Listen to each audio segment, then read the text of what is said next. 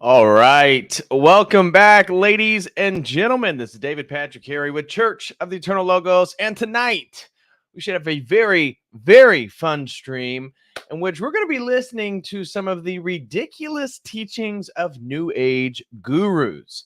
I got a whole litany of topics of which you guys can kind of direct the course of tonight's stream. I got multiple people pulled up there on TikTok.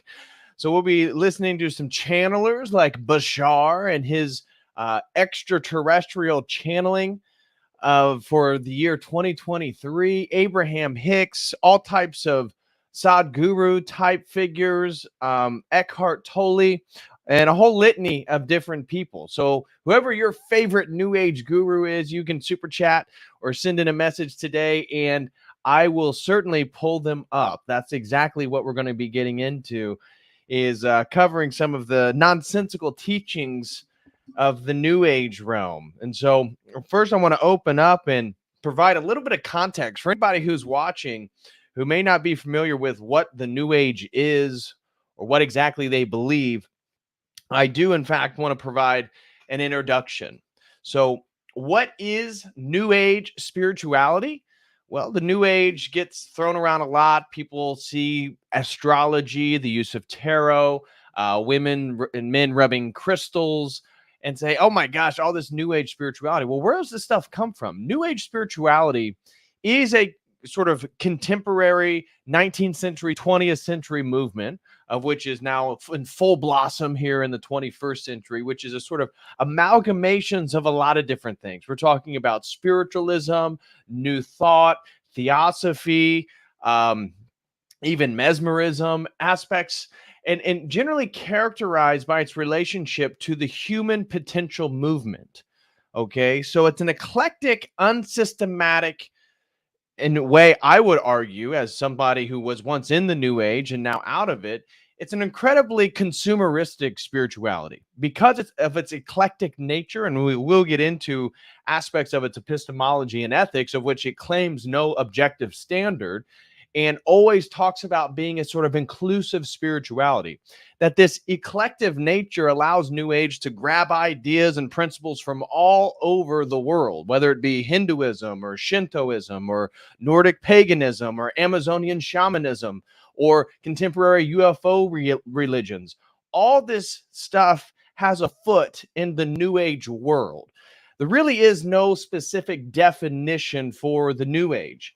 And that's where I would highlight the best book, if you really want to get into like the academic study of what exactly New Age spirituality is. It's this one right here, New Age Religion and Western Culture, Esotericism in the Mirror of Secular Thought by Wouter J. Hanegraaff.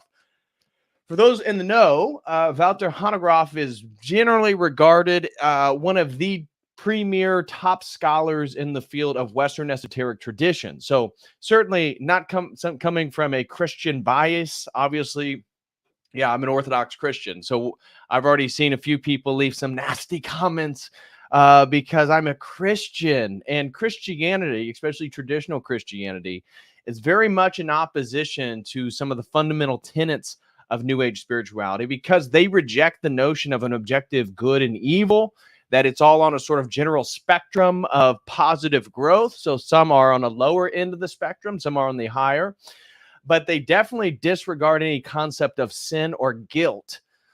And this is one of the New Age criticisms of Christianity. So I've already seen this levied, so I'm sure we're going to see more of this evening. Okay, it's par for the course. But Wouter Hanegraaff is a Western esoteric scholar. And so he approaches, and this is actually his dissertation, this book right here. Very, very, very good work. If you want to get a sort of systematic breakdown of different dimensions, the history, the overall worldview, many of the movers and shakers that have helped define New Age spirituality. Because like I said, it's an amalgamation of many things. It's hard to put your finger on what exactly the New Age is. So it's an eclectic, consumeristic amalgamation and appropriation of beliefs, practices, ideas, concepts from all over the world's traditions. It's been greatly influenced by the human potential movement, in which the New Age is characterized by this idea that you are not who you should be, that you actually have a higher self. And this higher self, if you were to become this person through the ridding yourself of trauma or Christian guilt or the understanding of sin, that you may be able to have supernatural abilities. And this is going to come into, when we get to it, their cosmic Christ Christology, because much of New Age, and even Wouter Hanegraaff highlights in this book, very interesting. The New Age is very much characterized as a rejection of traditional Christianity and the Christian worldview. However, he even highlights that Jesus Christ, takes a unique position within the New Age, higher than the Buddha, higher than Lao Tzu, higher than Muhammad, as the epitome of who you and I can become. And so they have a sort of Aryan Christology, but the idea is that you and I have all these supernatural abilities to heal, to be clairvoyant, to see into the future, to, again, have all types of supernatural phenomenon, that if only you were to become your higher self. And so New Age spirituality is built upon the principle that by using these different practices from around the world, you can develop yourself and you can become who society, the culture, the world is preventing you to be. And this leads into the next dimension of it. So it's greatly influenced by the human potential movement, in which the entire New Age worldview is built on the premise that you are not achieving the full human potential. And there's various reasons, depending on who you're listening to, which guru, which teacher, which ascended master. Shout out to Crispy Rothschild. Whatever ascended master you're listening to, there's a lot of explanations as to why you're not your full potential. But it's built upon and influenced greatly by the 1960s human potential movement. And therefore, it's built on Western esoteric traditions. It's also very closely related to what are called UFO religions, because it rejects Darwinian concepts of evolution and adopts what's generally called a more creative evolution. And that evolution is teleologically oriented, again, towards us developing these higher potentials, because they wouldn't talk about the fall in the same way, but they certainly would be, they would describe us current reality as somehow no longer part of this pure unity that would characterize sort of prehistory or a beginning cosmology of some sort. And so it's influenced by the human potential movement, UFO religion, occultism, spiritualism, new thought, theosophy, tons of different strands of Western esoteric traditions. And so it claims to be a holistic spirituality unique for the present moment in the world, because again, for them, they're adopting evolution. And they say this is all teleologically oriented for the development of our spiritual selves. And so it's a holistic understanding of the mind, body, and soul, if you will, or they would say spirit typically. And so they believe that divinity pervades the entire universe, all humanity, all things. It's very generous. It's not a person. So they do not understand God as a personal God. They certainly do not believe God to be a trinity. So a very different concept of God, but very much in the orientation of the authority of the self. So it's not about tradition. This is what allows them to get away with their consumeristic behaviors and appropriating this belief and that belief and this practice, is that they're rejecting tradition as a whole. And also, quite explicitly, they reject the idea of scriptural revelation. So this would be a knock at the Rig Veda, the Bible, the Quran, any text, any spiritual text that would claim to be revealed. New Age spirituality tends to reject, or they would associate it in the same category as channeling, because we're going to listen to a few of these New Age gurus who are channelers, and so they believe in the channeling as a way in which we then, fulfilling and becoming more of our full selves, can come in contact with these spiritual helpers, which again, they don't believe there's demons per se, that there's just various beings on the spectrum of becoming your perfect self. All of that then is understood why it's called the New Age. Why is the New Age spirituality called the New Age? It's called the New Age because they believe that this is part and parcel of the new astrological age that we're in, the age of Aquarius. And so New Age spirituality is built upon the belief that the astrological ages and the astrological cycles are indicative of your historical period. So you've probably heard people talk about the ram's horn and Moses, the age of Pisces and Christ, and now the age of Aquarius, the age in which all secrets are revealed, utopia, we become the fullest version of our spiritual selves. We're able to finally evolve and advance. This is the New Age. When did the New Age start? Well, again, depending on who you asked. A lot of New Age gurus, some have pointed to the 1967, when a lot of these ideas got going in the 1960s counterculture. Some point to 1987, that this was a cosmological convergence. At some point to 2012, that the end of the Mayan calendar, what it was really highlighting was the end of all the historical ages and into the age of Aquarius. This is the general worldview. So what is New Age spirituality? It's all those beliefs and practices under the understanding that we are now entering in, and we are in the age of Aquarius, the age of enlightenment. And so what is its spiritual paradigm? I want to break down some of the nuances of its spiritual paradigm, and then we're going to get straight into all these videos. So smash that like for everybody who's here. The paradigm, number one, you can't understand New Age spirituality with first understanding the importance of the self, the higher self, and individualism. It's incredibly individualistic, even though it's all about collective understandings, communal orientation, these types of things. But the point is, you can't impose your spirituality on anybody else. So the individual is the sole authority of spiritual teachings. This is an important, crucial dimension of the spiritual paradigm of the New Age.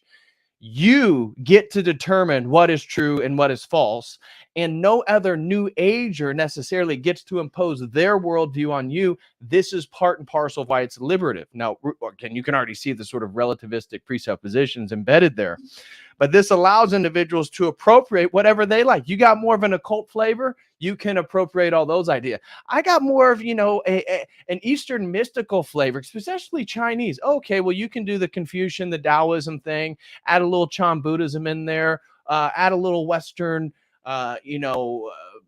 Western Enlightenment ideals, whatever it may be. Oh, okay. You're into more traditional, like pagan shamanist. Yeah, you can appropriate that. It's all up to the individual. And all the adoption of these practices characterized by tools for personal growth. Again, remember I said it's greatly influenced by the human potential movement of the 1960s. So, why does the New Ager appropriate all these ideas? Because they aid in the development of personal growth, spiritual growth. That's the entire purpose. Therefore, that's why they can get away with, oh, well, we don't believe in sin and guilt and demonic entities. No, it's all on a spectrum of personal growth. So, therefore, there is no one way. It's immensely and very uh, explicit in its perennialism, that it believes that all religions sort of lead to the same mountaintop, as we've talked about. And one of the problems philosophically with perennialism, whether you think that some religions have truth or some have more truth, perennialism characterized by the idea is that essentially all religions are equal, but have maybe are different parts of the mountain, right? They get you to different points, but they all kind of point to the same mountaintop. This idea is inherently relativistic in regards to epistemology, because when we ask the question, how do you know that?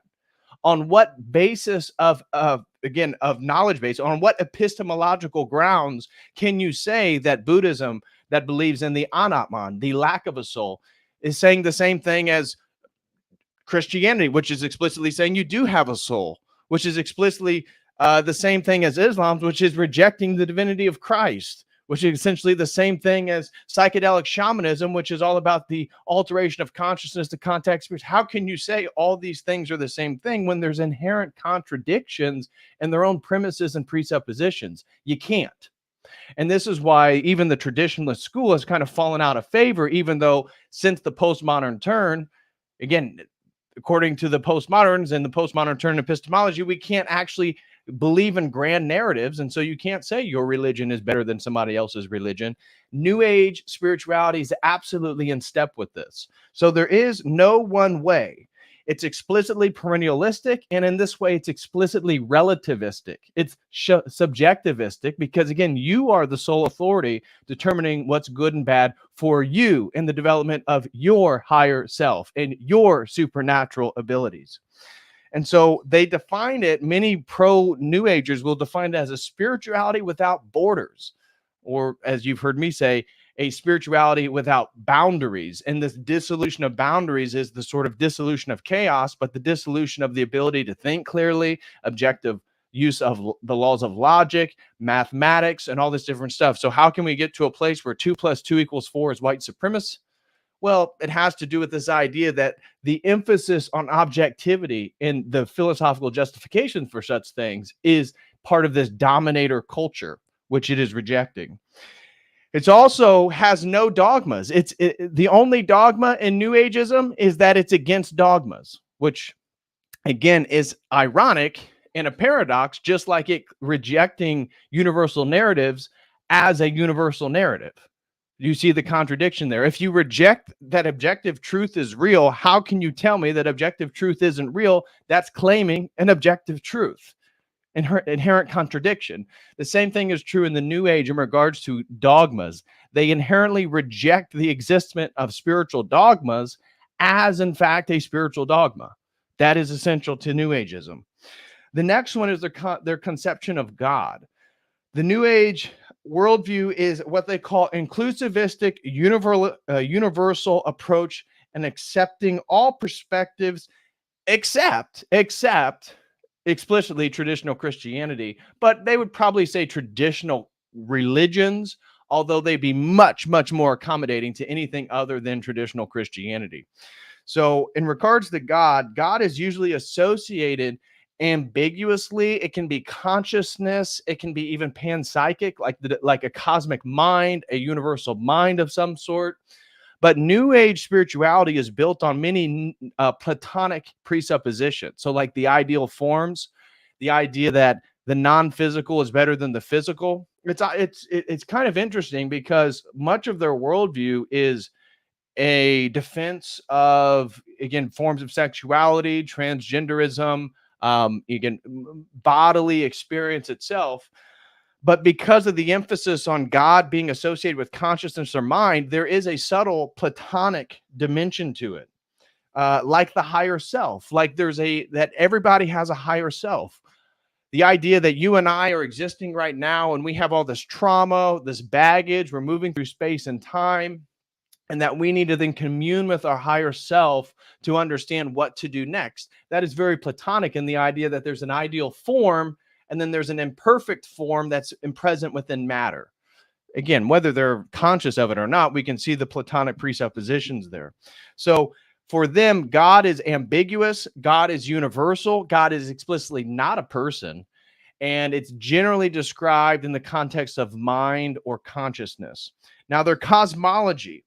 New Age spirituality believes that the cosmos was originally purely unified, right? There was like a divine unity. We can see again another Platonic or even Neoplatonic presupposition there, the idea and privileging of unity over multiplicity. And so they believe that what's happening through cosmic evolution, biological evolution, is that the universe, of which you and I are a part of, only if we become part of our higher selves, we can see this universal perspective that we then the universe is developing these multiple forms, and then it's evolving and coming back to itself. You are this sort of conscious dimension of the universe, you see. And so they believe in what's called creative evolution. This is different than random mutation for the survival of the fittest. That would be characterized of like Darwinian Wallace theory of evolution. Theirs is more characterized by a teleologically oriented, meaning that at the end of time, the purpose is the development towards these higher spiritual ideals, and that's the point of what they call creative evolution. Creative evolution. So they also believe, despite this creative evolution, that matter is generally an illusion. And so even though they emphasize things like explicit forms of sexuality, various forms of embodied spirituality, embodied practices, they generally adopt the sort of Sanskrit concept of Maya, that the world itself is an illusion, or we're in a simulation. You'll hear many New Age people talk about the simulation or the matrix that we're in. This is part and parcel of their sort of cosmological worldview. And so the goal then for the New Ager is to develop a relationship with spirit. Which spirit? The Holy Spirit, the world spirit, the Gaian spirit? They don't define it. Again, it can be any of these spirits. So they're explicitly not defining which spirit it is, but they are always talking about spirit, spirit, spirit, the great spirit.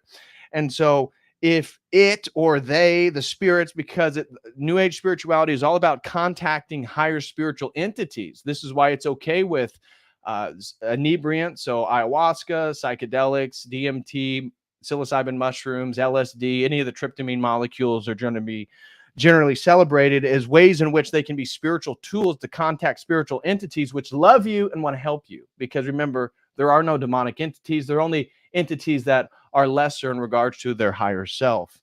And so channeling is a common practice. And as I said, they would much more prefer contemporary channeling over revealed scripture, because they would argue, because of their creative evolutionary worldview, that, if the Rig Veda or the Bible or the Quran is revealed, well, all those were historical, and those were the same things as channeling. Therefore, I'm less interested in that. I'm more interested in what Bashar or Abraham Hicks or, name a modern day channeler, what they have to say, because that's contemporary. That's us contacting the spirits today. That's what I want to listen to. And so New Age spirituality is very much oriented around the contacting of spirits. And this is why then they adopt a cosmic Christ Christology. As Walter Hanegraaff highlights in this book, they very, very much talk about Christ quite often as a sort of cosmic archetype of who you and I could be if we listen to our higher selves and develop our spiritual abilities. So they have an Aryan Christology of Christ, but Christ is uniquely, even in the New Age worldview, a sort of the ultimate spiritual teacher. And he is who we are all to become. They'll highlight things like Luke chapter 22:10, where it talks about Christ telling the apostles to find the upper room. This is where, again, the Eucharist is established before the crucifixion. This is where the apostles were told to meet. And they will reinterpret this through their hermeneutics, which is totally relativistic. So they'll reinterpret the Bible, they'll reject this, they'll accept this. Again, the consumerism is highly fundamental to this new age spiritual worldview, but they'll say, oh, that's talking about the age of Aquarius. You see, Christ is telling you to follow the man with the water pitcher because that's Aquarius. And he's telling you that this is how you get to the new upper room, which is really, again, your mind and the sort of Gnostic faculties of understanding what's going on here. So they'll also highlight Luke 22:10. They'll talk about Matthew 6:22 in regards to making your eyes single, which I've talked about before. That, again, as Orthodox Christians, the people who actually put the Bible together, that has to do with our anthropology of the nous, the eye of the soul, the eye of the heart, our noetic faculties, the mind being something different than understood in typical Western context. So has nothing to do with the pineal gland, of which, again, you can check out my interview with Dr. David E. Nichols, again, world-renowned neuropharmacologist, which had basically debunked the idea that the pineal gland can produce significant amounts of dimethyltryptamine, DMT. It can't. The pineal gland's all about the regulation of melatonin. It's about your sleep cycles, and there's no even function for the pineal gland to produce significant amounts of dimethyltryptamine that would be neurologically active. It's false. It's a total myth. But they'll use that to then talk about, oh, you see Christ in Matthew 6:22. He's talking about the pineal gland, bro. He's talking about making your eyes single, bro. Interesting. Yes. So they adopt Christ, but use this sort of cosmic Christ understanding where Christ then is the sort of personification of who we would be if we actually became fully enlightened. Because he has the supernatural abilities. He has godlike divinity. He can heal. He can help the world. He's full of wisdom. That's who you could be. And so, therefore, all of this is about entering the age of Aquarius. Each historical period, they're explicit, is characterized by the astrological age. And so there's a wide variety of opinions and expectations of what they should expect in the age of Aquarius, because, again, there is no unified systematic structure to the new age.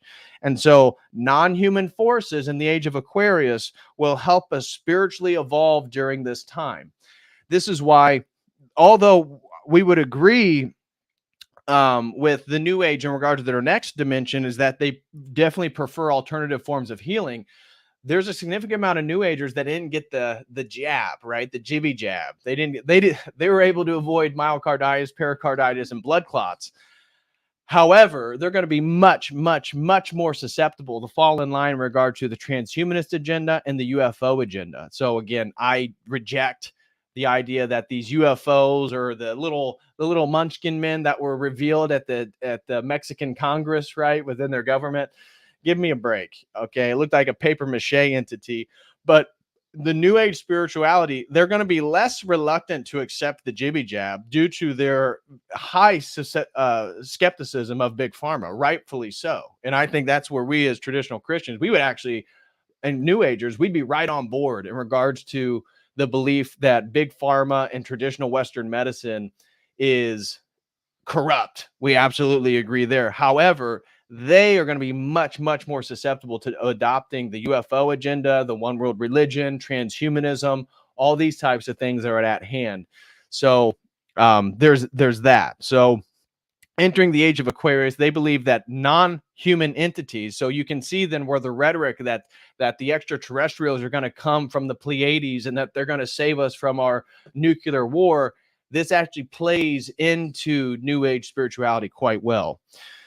As I said, they're very skeptical of big pharma, and so they prefer alternative forms of healing. All disease for a New Ager is spiritual. All disease is spiritual. Therefore, if you're sick, it's probably due to you and spiritual attacks on you or your inability to spiritually progress. So this is part and parcel of their worldview, and therefore you are to become your own shaman. You can see again why Christ is a privileged archetype, because he heals. You have to become your own healer by your ingratiation and communication with these spiritual entities, which again, they can't demarcate if it's a good or bad because they don't believe in objective good or bad. And so you contact these entities and they're going to help you evolve. And so you become your own shaman so that you can explore your own consciousness and you can come to higher understandings, develop yourself, and grow mentally, physically, and spiritually. In regards to their ethics and morals, this is my last point that I will make, and then we're going to get into these videos. So smash this like. Ethics and morals, they have no cohesion and no objective claim to right or wrong. They explicit. Most teachers, now they'll use rhetoric talking about right or wrong. For example, they'll be very critical. They'll be in support of things like um, social justice, BLM, a lot of the modern day progressive ideologies. And they'll talk about justice and what we need to do for the planet, climate change, right? We're killing the planet. We need less people to be born. You should probably become sterile or just change your gender. Do any of these things. So you can see a lot of it will go along with the general narratives at hand, but they have no objective standard for right or wrong, and they're explicit about this, and they believe that there is no such thing as good and evil. They reject this implicitly and state that this is part of Christianity's hindrance to your own spiritual evolution. So therefore they do not believe in sin. They do not believe in sin, and they directly go out of their way to talk about Christianity instantiating guilt into people, which is harming their spiritual progression. So you can't sin in a New Age spiritual worldview. You can only move away from your higher potential. But even if you move away from your higher potential, there's nothing really wrong with it. It's just your free choice, bro. That's just what you chose to do. So you get what you choose, right? Because it's all about your choice. You are the sole authority. And this is why it's incredibly, really narcissistic and egotistical, because it's all about the worship of your own self-preferences, your spiritual preferences. This New Age worldview, because its lack of objective ethics, morals, and epistemology, it just allows you to accept anything. Whatever you prefer is good for you. And so no judging, no guilt, no sin. This is explicit with the New Age spirituality. And so everything is about pursuing the positive. Everything is about moving to higher levels. And in fact, reincarnation then is an explicit belief within New Age spirituality. What happens after you die? They don't really get into much details, but what they will do is explicitly talk about reincarnation and that your higher self chooses. So are you going to be a tree, a dog, or have the perfect life in your next reincarnation? Well, you don't know this, but your higher self does. And so what you need to do, you guys need to pray, you need to meditate, you need to get in an altered state, you need to contact your higher self, because your higher self knows what it's going to choose. And this is kind of their cop out there. But karma, though they definitely believe in karma, it's much more of a Western version of like cause and effect, where karma is immediately happening right now. Within a Hindu or Dharmic worldview, karma, and Dharmic, I mean all the Dharma religions of India, a Dharmic worldview, karma is happening in each life cycle, right? It's much more expansive. The time of karma is much more imperceptible to us. Where in the West, people have adopted this concept and made it more immediate. So, oh, your lottery ticket hit this week. That's good karma. You did something good. This isn't what a Hindu would generally think, because karma is much more expansive on the time frame. But certainly that's present within the New Age. And so the last point is, why is New Age spirituality so popular in the West? I would say because it's incredibly mystical. It's characterized by its irrationality. It's characterized by its mysticism. It's characterized by its relationship with these spirits. This is something that I think Protestantism lacked. And I've talked about this before, that Protestant Christianity, as it moved into the West, there are no Protestant nations that are still Christian. Northern Germany, Sweden, England, America, Canada. I mean, America would be the most explicitly Christian based on the professing of the people. But I mean, look at our culture. Look at what people do. Look at the artists. I mean, are we a Christian nation? I think we would struggle to make that claim, even though many people may say they are. And so Protestantism is characterized by its inherent rationality, its rational apprehension of Scripture, its rational exegetical techniques of Scripture, telling you who Jim Bob or some random Joe Blow in his local church on the corner, he's telling you about what you have to do. And you just have to make a proclamation of faith with Jesus, and you're good to go. There is no traditionalism in Protestantism. There is no singular authority throughout time. And we can see the same precepts in New Age spirituality, but New Age spirituality affords more of the consumer tendencies to the spiritual practitioner, because they can accommodate and appropriate more of whatever they like, and it allows more freedom, and it does away with the concepts of sin. It does away with the concepts of guilt. It does away with the concepts of a divine incarnation of Jesus Christ as God. But I think the presuppositions of Protestantism lay nicely in that New Age occultism is a really luring spiritual alternative for so many Westerners. And so that's what I want to say about that. And wrapping up, what exactly is the New Age spiritual paradigm? So smash that like, guys. We're going to continue on here, and we're going to get into all these videos on TikTok. So smash that like. Looked like we had a super chat came in by Evie Boy, throws in $1.99. Thank you so much. He says, I appreciate your work, man. God bless. Well, I appreciate you, Evie Boy. Thank you so much for that. Thank you very, very much. I do appreciate it. God bless you and yours. Looks like we also had another super chat coming from my man Bowman 538. God bless you, brother.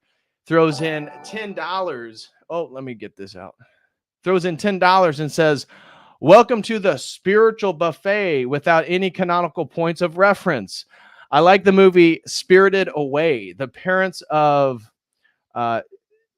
Chihiro Sin in the beginning of the movie are turned into pigs for participating in the buffet. I haven't seen that movie, Spirited Away. I haven't seen that one, but that's really interesting. Shout out to Boneman 538. God bless you, brother. Hope you and the family are doing well. But that's one of the interesting things about the New Age is they'll criticize capitalism, the West, consumerism, all these types of things. And yet their spirituality is probably the most consumeristic one. I mean, at least with occult, they have occult traditions. At least with forms of magic, they have magical traditions. In the New Age, you have no tradition that spans the modern period. And so the only tradition you have is the worship of some sort of charismatic guru. And that's exactly what we're about to see on TikTok, and why I think TikTok is such a hot ground for New Ageism, because all these people can get these massive followings by putting out their spiritual nonsense. And Bella Forte says, watch it, DPH. Okay, I got to check it out. I've never seen Spirited Away, but I'll check it out. But I think this postmodern turn, this worldview in which there is no objectivity, makes TikTok an ideal platform for these people to just spout their nonsense over and over. But anyways, smash that like, guys. I want to say, if anybody wants to support my work, one of the best ways you can support my work is to become a website member. You can do so with this link right here. We got a few different memberships, and we got new exclusive content coming on the website for website members. Also, we got some great sponsored streams coming up. We got 4 lined up right now. One on an introduction to Zoroastrianism, another one on the mystagogy of the Holy Spirit, so a little bit of a pneumatological theology, pneumatology. And then we got 2, shout out to AC, that his books just came in. I'll be diving into these books right here on 2 separate streams to do a sponsored stream discussing All the World an Icon by Henry Corbin and Religion and Nothingness, which is a bit of a more of a Buddhist take on spirituality. So shout out to AC. God bless you, brother, for all your support. I truly, truly, truly do appreciate it, man. Thank you very much. And God bless you and your family.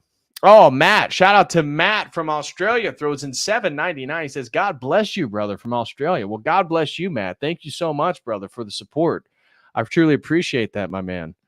And then also, guys, if you want to show some love today, remind you, you can also use Dono Chat. Dono Chat, if you prefer to keep your information private, you don't want to use PayPal, you don't want to use YouTube, you don't want to share your credit card, I highly recommend using Dono Chat. It's a great alternative. You can support my work live. I'll address all your super chats live, and you can support me that way as well. So feel free to use a Dono Chat if you prefer. That link is also in the video description. And then let's see here. I think that's going to do it. And if you want to support me on a one-on-one, you can then purchase my time. We have one more slot open for tomorrow if you're free. We do one-on-one sessions every Wednesday. You can get my undivided time to talk about theology, religion, whatever, magic, whatever it is, philosophy you want to talk about. You can have my undivided time to do a one-on-one session. And also, I got another stream lined up for this week. I want to do an orthodox deconstruction of the Gospel of Thomas, which I'm looking forward to. I'm going to do that either Wednesday night or Thursday during the day. But then Friday is my 34th birthday, my 34th birthday. So I definitely got to do a birthday stream on Friday, of which I think what we'll do is we'll listen to some of the transhumanist advocates on TikTok and YouTube and some of the World Economic Forum. So we'll do a transhumanist review for my birthday, and we'll do this coming Friday. So this coming Friday is my 34th birthday. We'll do a birthday stream then. So thank you guys, and smash that like. Okay, without any further ado, let me pull up some stuff here. So now we're gonna have a fun time getting into it. Here we go. Right here. So this is actually a funny TikTok page I found. This is not a real guru. Oh, shout out to Glenn Argento. Glenn Argento throws in $4.99. He says, God bless. Where do you get your icons? All these icons came from Uncut Mountain Press.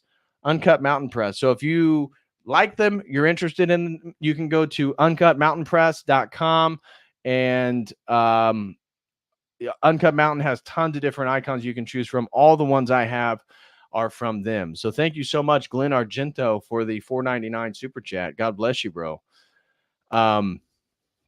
Okay, so this was actually kind of funny. This is a parody channel. Before we get into all the different New Agers I have, this was a hilarious parody channel that I found of this guy. He goes by Guru Scott, who, again, because some of the stuff we're going to see today, I actually thought it might have been real for a minute.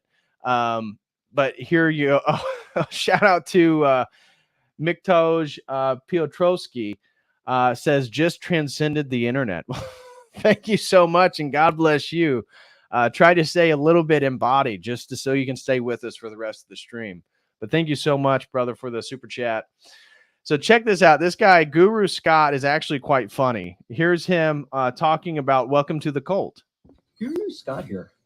Wow, I am overwhelmed by how many of you wish to experience the divine. I welcome you all to the community for unified and loving transformation. We are not a cult. I can't wait to share more about myself, our mission, and our upcoming classes. In the meantime, please follow, please share. Let's grow this community together and change the world.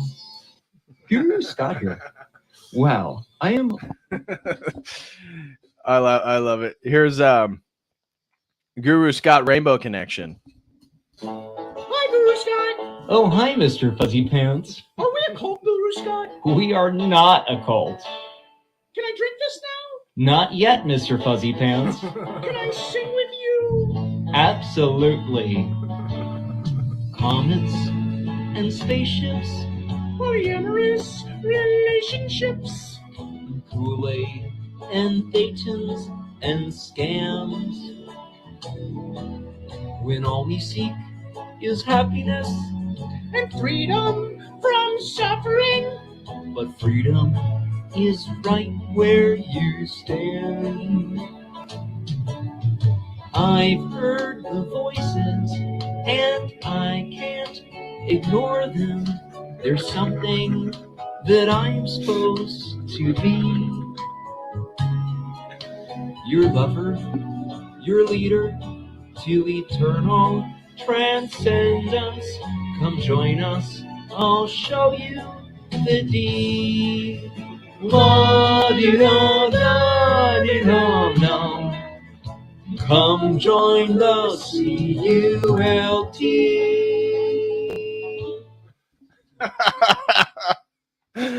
Oh yeah. So if you want to get a good laugh, clearly this is parody. You can always check out Guru Scott. I want to hear what he has to say about the yin and yang. Greetings, my children of the sun. As a student of all philosophy, I love this question. For what is 69 but the modern yin yang?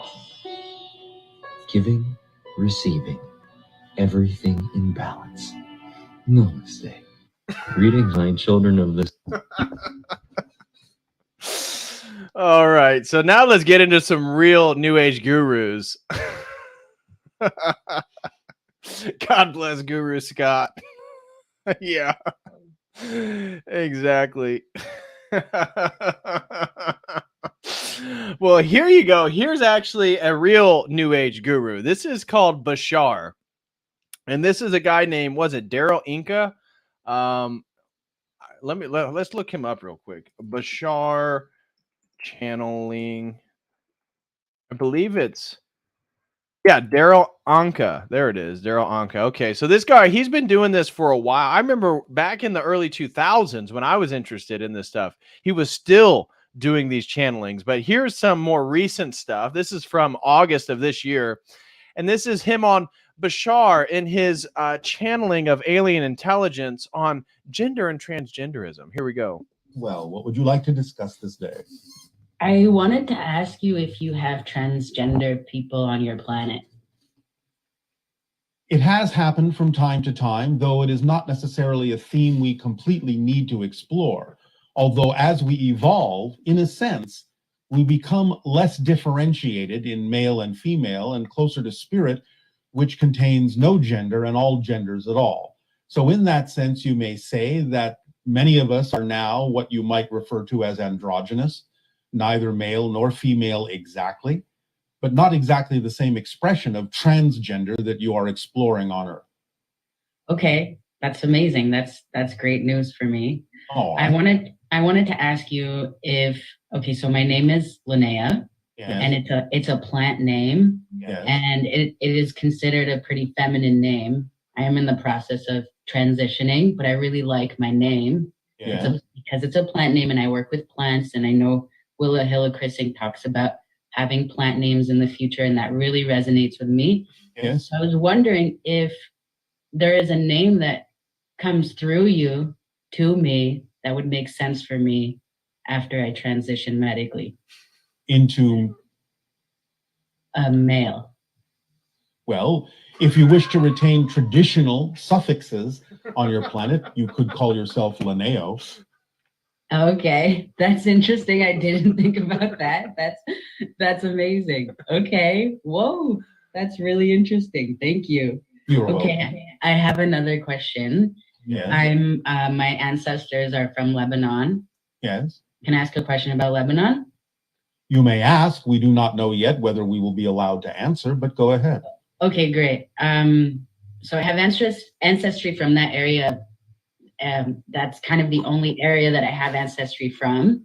And when I look at Lebanon, it seems like a place that experiences a lot of challenges and a lot of identity crisis issues. Yes. And I'm wondering, it's kind of hard for me to find information on Lebanon.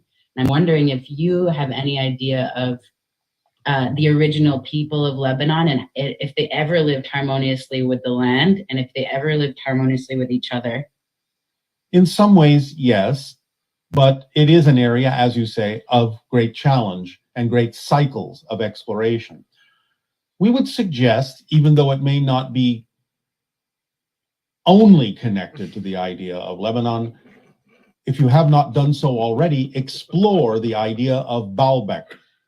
Okay. And see what comes up for you. Explore, and you mean just research. And not go there? Yes, if you wish. You may ultimately go there, but for now, research is fine. Baalbek. Okay. Okay, great. Can you talk a little bit about, is there any energy point I'd recommend you get your balls back, I think's what he said. In Lebanon that makes it so chaotic, or is it just what people there have agreed to experience? To some degree, it's what they have agreed to experience, but it is a deeper story than that and a longer story than we have time to express today. Well, will we get to know sometime in my lifetime what the story there is? It just seems Potentially, yes. You have talked about how on first contact we would get a complete history of our planet. That will Would be that be a contained time? within it, yes. Amazing. Do I have time for one more question? Well, that was a question. I guess you did. Okay. I have a question you've probably answered a whole bunch of times already, but Always the first time, every time. okay, interesting. What are some actual practices on how to stop caring about what people think? Because just identifying it to me doesn't stop those reoccurring patterns and those reoccurring thoughts. It's something I've been working on my whole life. So All I'm right. wondering, yeah. Well, this goes down once again to the motivational mechanism we have talked about. The idea that you believe these things to be truer than the alternative, yourself. So the question is, since you only believe things you believe serve you, the alternative must be scarier or believed to be worse than what you're already willing to believe about yourself to be true. Okay, so what we see is a whole bunch of gobbledygook. We see Daryl Enka here channeling, and you should see when he gets into character, you're like, Bashar here. So we see Daryl Anka channeling Bashar, asking about transgender identities on other planets of extraterrestrials, of which his great advice for this female wanting to become a male is just add an O to the end of your name. This is what Bashar is telling me. Just add an O, and now it's a male name. Only if that's what you do on your planet, of course. Thanks, Bashar. Appreciate that. But there's all types of stuff. So here, I want to get into more of this stuff. Let's see, hybrid children. Those that will be the first to make contact, many of them will actually be, as we said, some of the children that exist that were created that many of you are actually genetically connected to. And their vibration will be such that you will be able to handle it by the time the connection is made. Shout out to AC. My brother AC became a COTEL crew member today. God bless you, bro. Thank you so much for becoming a COTEL crew member. It's a great way to help me out, guys. If you want to help me out, become a COTEL crew member over here on YouTube. And he says the demon he's channeling has a postmodern degree. clearly, total relevant. But this is innate within New Age spiritualities. They have no objective philosophical justification for objectivity because, as they claim, it's explicitly an inclusive spirituality, which does not state that there is one true correct way other than being New Age. So here we go again, continuing on here. Thank you so much, AC. Here's Bashar channeling his extraterrestrial ET hybrid on hybrid children. Because your frequency will be high enough. The children will then act like step-up transformers, that your relationship with them and the initial ones of the Ayel and Shalanaya will be of such a vibration so as to act as a buffering mechanism and a step-up transformer to elevate your frequency to be ready to receive higher vibratory beings in time. I see. And are there attributes or types of training that individuals can go through now that would make them more in a position to be beneficial? Only the type of training that we have just discussed and always recommended, and that is acting on your highest passion to make sure that your vibration is as high as it possibly can be. Always act on your highest vibration. Whatever it is that you want to do, you choose that so that you're vibrating and you're oscillating at such a high degree that you get whatever it is that you want. And if you didn't get it, you're not vibrating high enough. So there will be no conflict or resistance to the idea of meeting a vibration that is also on a high frequency domain. Okay, that sounds wonderful. Thank you, Bashar. Thank you. And yes, it is full of wonder. And yes, it's full of wonder. Thank you. Line is not 2033 to 2040, it's 2023 to 2033 or 40. So that's a lock. According to Bashar, we will first meet the Palladians in open contact between 2023 and 2033 or 2040. Large window of time in which different kinds of open contact with different extraterrestrial beings can begin to happen slowly at first, probably in more isolated areas at first, until such time as your people get used to the idea and are more vibrationally compatible with the idea of open contact. Somewhere between 2023 and 2033, you will have open contact, not necessarily with the Yael first, but with another extraterrestrial being. But the Yael will be the first hybrid species to have open contact at the time when it is necessary to start bringing the children permanently to live among you on Earth. Sometime in that window, in those 10 years, 2023 to 2033, that process can begin, not end, but begin. And I love this. Everything's in this beginning phase because they're so ambiguous about claiming dates and stuff that it can just, same thing with Abraham Hicks. I got one on Abraham Hicks we're going to watch. And again, it's just like telling you everything that you want to hear. And if you're not getting what it is that you want, because all you got to do is vibrate high enough, you just have to match the vibrational frequency of it is that who you would be if you got it. And then you have it. No.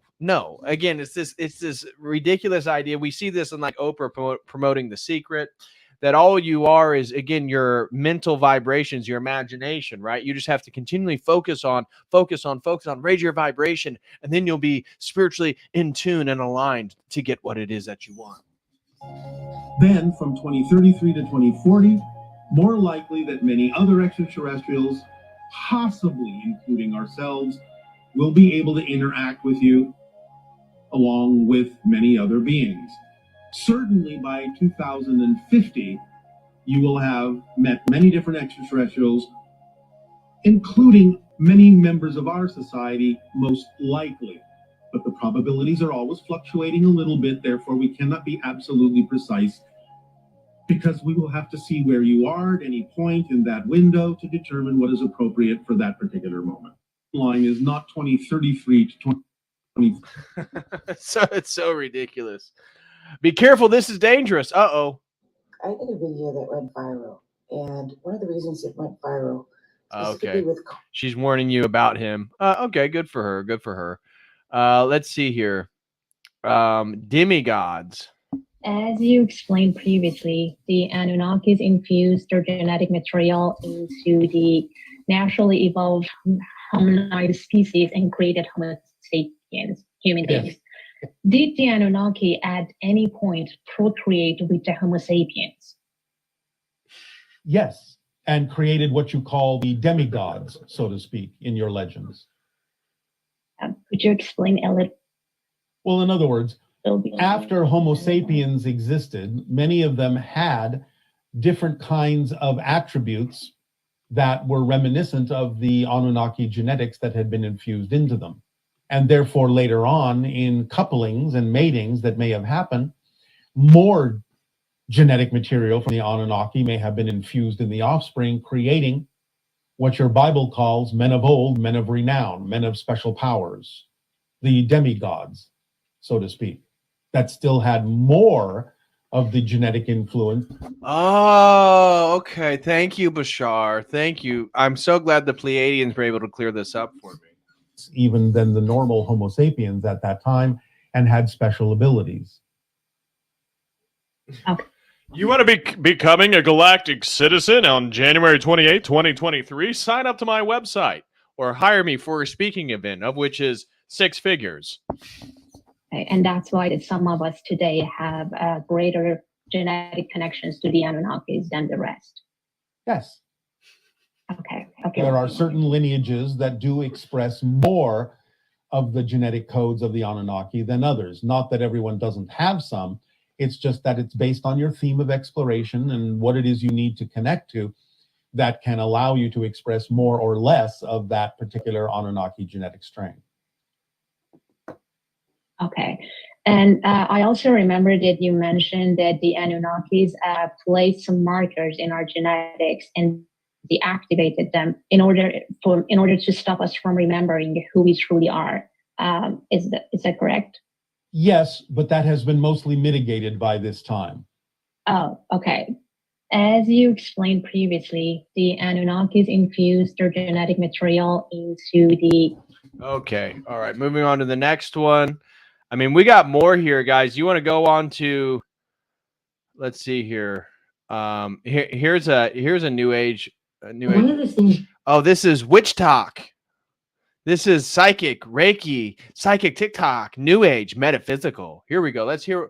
Make sure to leave water out under the full moon to have moon water. Oh, moon water. Let's hear a little bit about moon water. Things you want to remember is that water is a very powerful conduit. And it doesn't matter if you're near the ocean, a river, your shower, the sink. It is an incredible conduit to the other side. And when you are focused on it and doing stuff with water, you cannot believe what will happen, including messages. One of the including messages. Yeah. Moon water. That's you guys haven't become and been in tune with your higher self yet because you haven't created moon water. You didn't leave a dish of water out under a full moon. That's your problem, guys. That's your problem right there. Right there. Here you go. We've been talking a lot about bodily. This is some rando. Again, we got 1,200 likes on this freaking TikTok. Spiritual sovereignty, witch talk, new age, channeled messages, personal growth, truth, religion. Okay, let's hear what he has to say.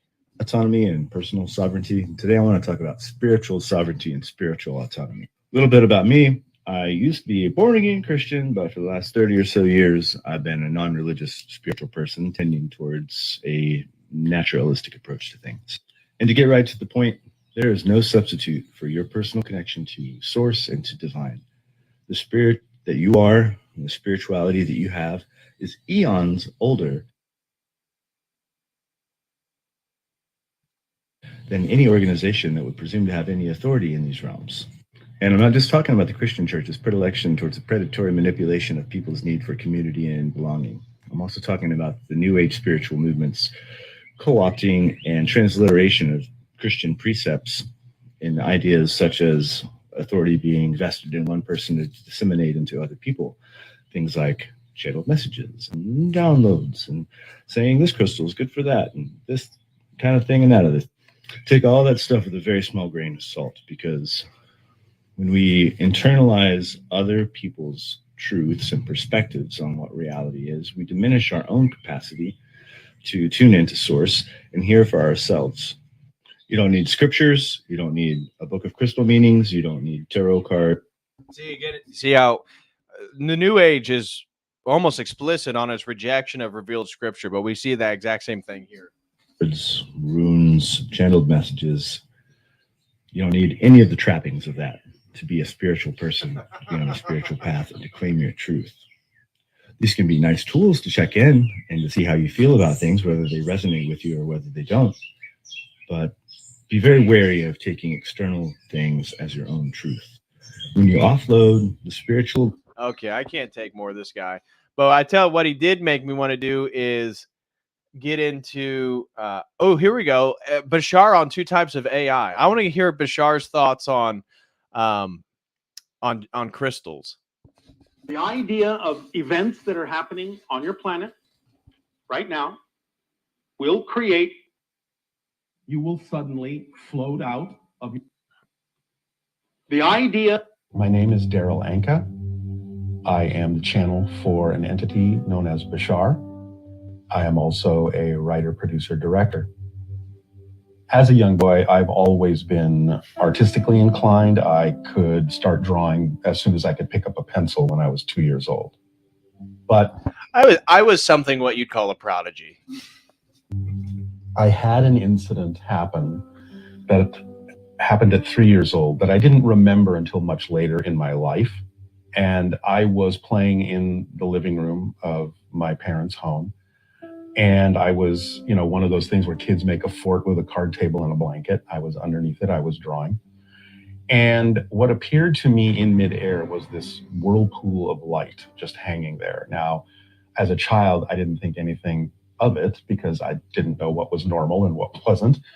But my perception is that there was somebody communicating to me through that as if it was a window to somewhere else.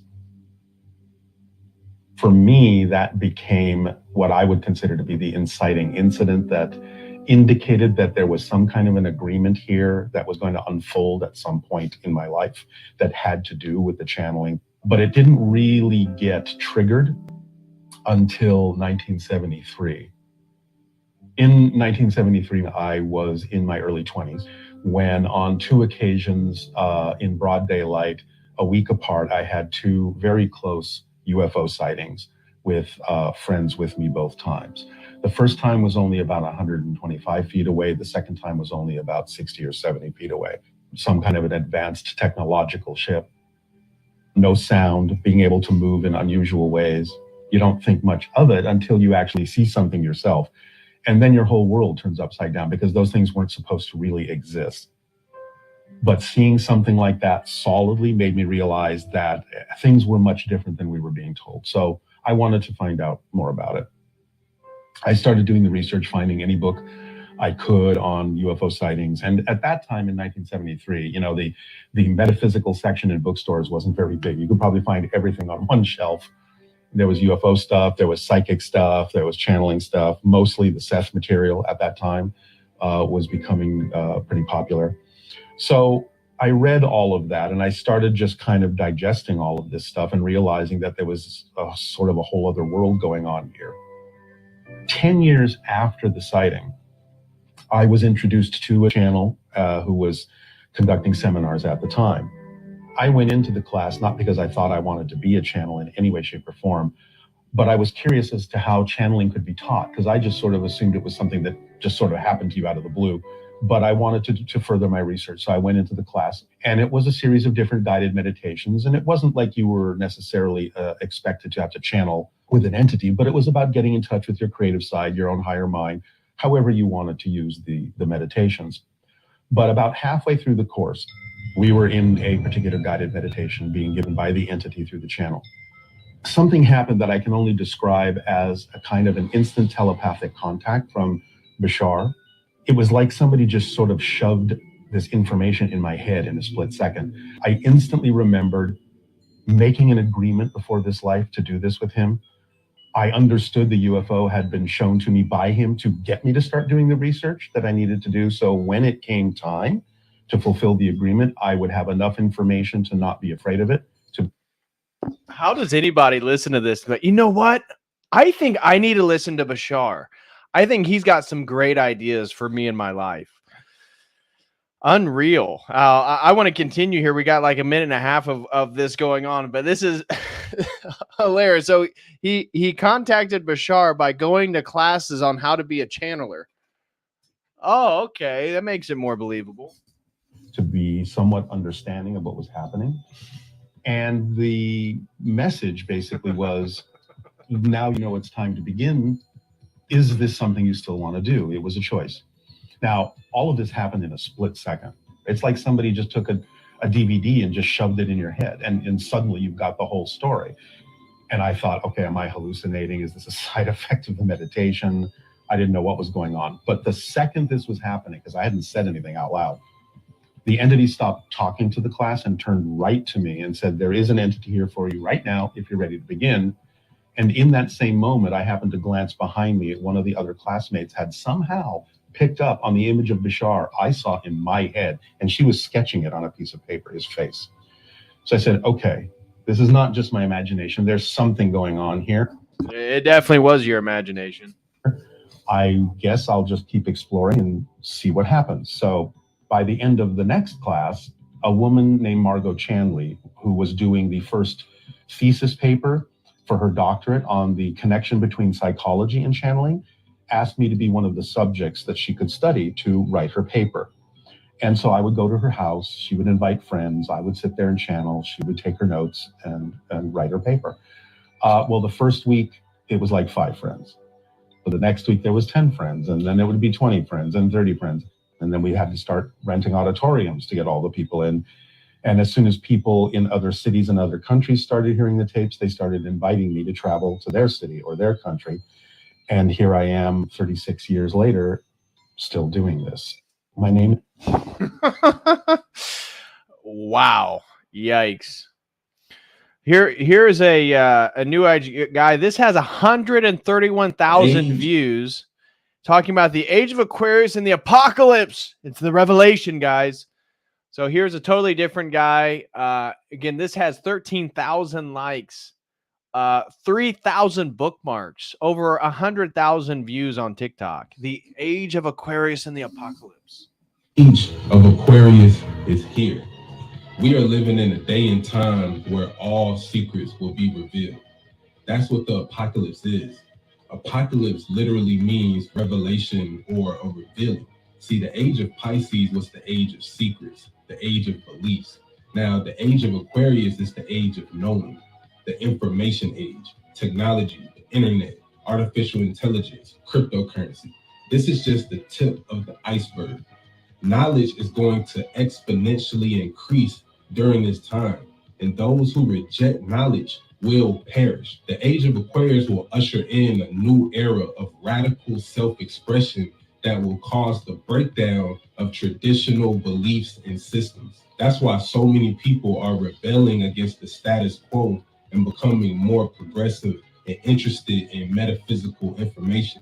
It's a shift in consciousness. It's a new energy on the planet. And as we move forward, things will accelerate and change will occur more rapidly than most people can keep up with. This will happen while at the same time, the frequency of the earth will rise, time will speed up. Things that were true and valid in the old age of Pisces will not be true in the new age of Aquarius. So when you hear conspiracy theorists talk about the New World Order, they're really talking about the age of Aquarius. They're really talking about the new age of the earth, bro. The earth. Yeah, I heard that too, Eric. Earth. It's the earth. But you got he very accurately laid out the new age paradigm. So for succinctly doing that, bravo to this man. Bravo to Spiritually Blessed 3D. Very succinct, and you can see the progression or progressivism. This is about self-exploration of our higher selves. I definitely agree that we're moving into a breakdown of traditionality, but as a traditional Eastern Orthodox Christian, I think it has to do with more of an understanding of our worldview that's moving towards the apocalypse, which is a revelation and the opposite of what he thinks. For us, we see what he's doing as actually buying into the lie. And us are going to, for those that are Christ-centered, for those that have a connection to the truth, the life, and the way, Jesus Christ, that we can see things more and more clearly. Unfortunately, not for him, but I just wanted to throw this. This was just Age of Aquarius stuff. Age of Aquarius is when people become much more interested in numerology, astrology, occult, and much less interested in religion. As you see, most religions are falling right now. That's because in the age of Pisces, that's what was supreme. Pisces are extremely religious people. Age of Aquarius. They just make crap up. It's hilarious. Oh, here we go. Age of, let's see this. Which one's got the most? I wish you could do filter searches on TikTok for the most views. Here, this one's got 21,000. We know as Christians that our fates, our destinies are not controlled by the movement of the planets in the sky. Right. But very powerful, very wealthy people do believe this. I mean, maybe most famously, Nancy Reagan, who controlled Ronald Reagan's calendar based on what her astrologer told her. This is not unusual among the wealthy and the powerful. They believe that this signifies the transfer of control in the heavens from Jupiter to Saturn and a return to a golden age, which was prophesied, they believe, by the Roman poet Virgil in around the year 40 BC, the time of Julius Caesar, the rise of Caesar Augustus. 40 years before the birth of Christ, he wrote of a return to a golden age when Saturn would return to power with a new breed of men sent down from heaven. Wow. Now, Tom has written about this extensively. Zenith 2016, Zeitgeist 2025, Apollyon Rising 2012. This is something that is taken very seriously by the New Age and by occultists. And December 21st of 2020, with the Great Conjunction, we, in their minds, moved into this New Age, and it's not a coincidence, in my view, that the World Economic Forum, very powerful, very wealthy people, announced their Great Reset. Hey, shout out to Glitchy Rhythm. God bless you, brother. Throws in $10. Thank you so much, Glitchy Rhythm. I truly appreciate it, bro. He says, what are your thoughts on Father Ripperger? If you are familiar, I'm not too familiar with him. I apologize, my man. Or any RC exorcist. My father-in-law really wants me to watch him since he found out I'm a Rokor catechumen, trying to be nice to him. But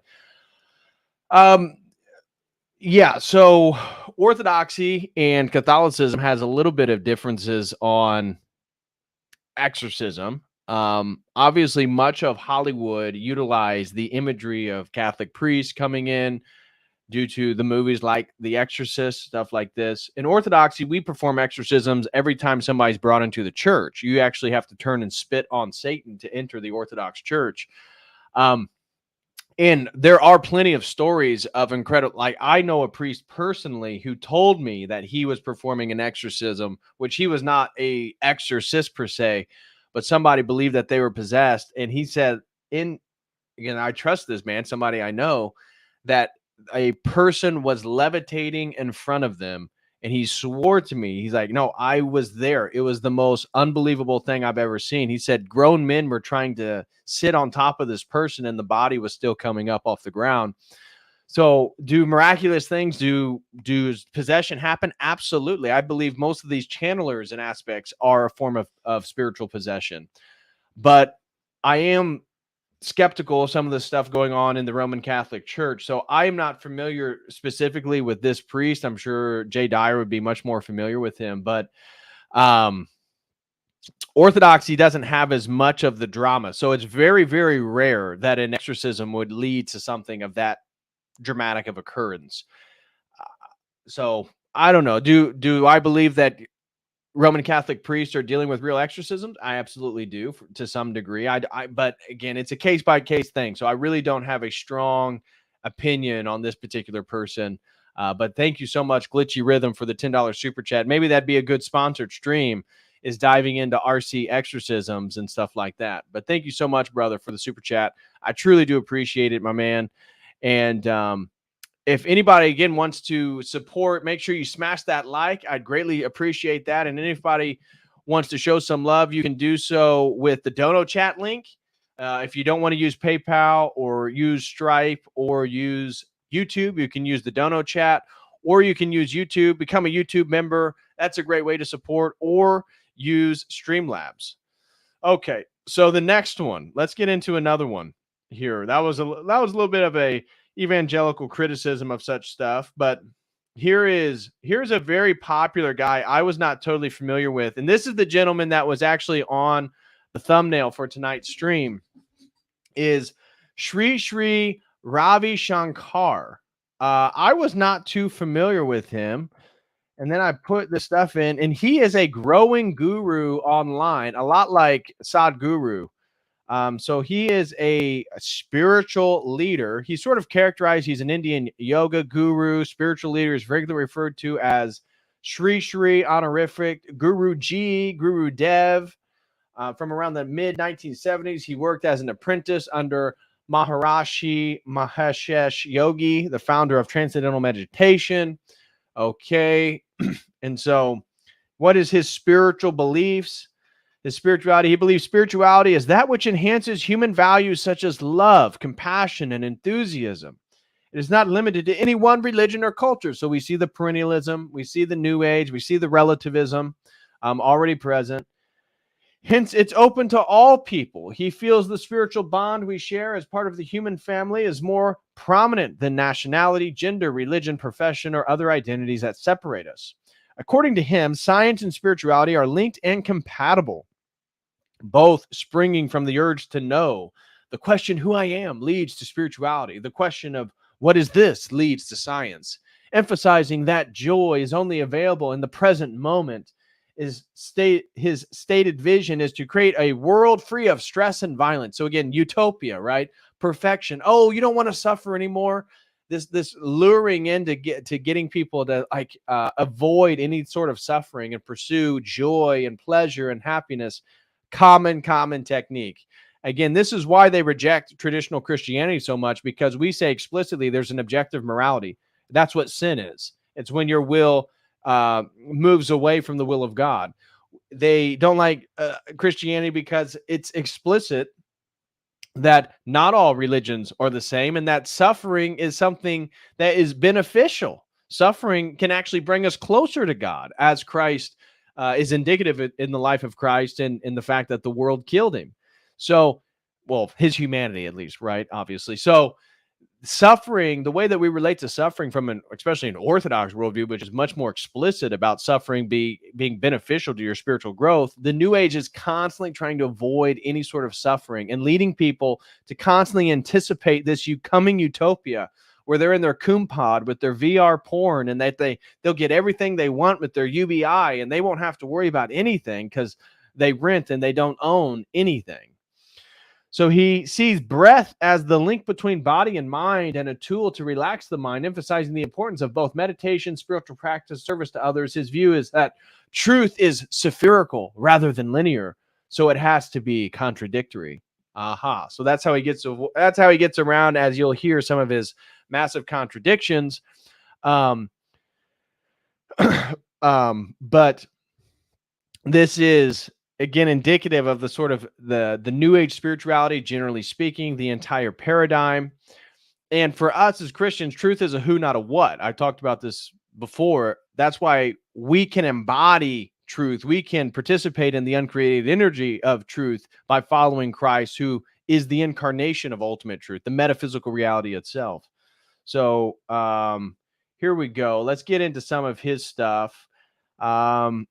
Some of it's more popular than others. Here, he says, don't do this during meditation. Let's see what it is. Actually, meditation is not a difficult thing. It's very easy. But many people do a whole lot of work for the mind. Oh, imagine this, imagine that. Imagine you are walking on the beach and then there is someone you are holding hands with. My goodness, now you have to imagine, oh, I like 4 people. Whose hand am I holding now? Your mind gets into more questions, then the mind starts racing. So these sort of mental imagination are being called as meditation, unfortunately. That's not meditation. Meditation is letting go and relaxing. I tell you, meditation is not. Wow, so insightful. So all that is saying, relax and let go. Don't focus on your mental images. Okay. Are you low on vitamin W? How to handle toxic family members with negative remarks and judging all the time? First of all, remove that label toxic. See, if someone is sick at home, would you blame them? What do? You take care of them. Toxicity is another sickness only. And people are like that poor thing. Their background, their lack of understanding, ignorance, no spiritual knowledge. Those who are toxic, they never got an opportunity. They are somewhere deficiency. Vitamin D deficient. Vitamin divinity deficiency. W deficient, wisdom deficiency. Vitamin I, intelligence is deficient. So you must simply know that these are a different type of deficiencies. How to handle. Excellent. So how do you handle toxic family? Well, you have to remember vitamin deficiencies. Vitamin deficiencies. Let me come home. Always wherever I've been here. Let me come home. Always wherever I've been here.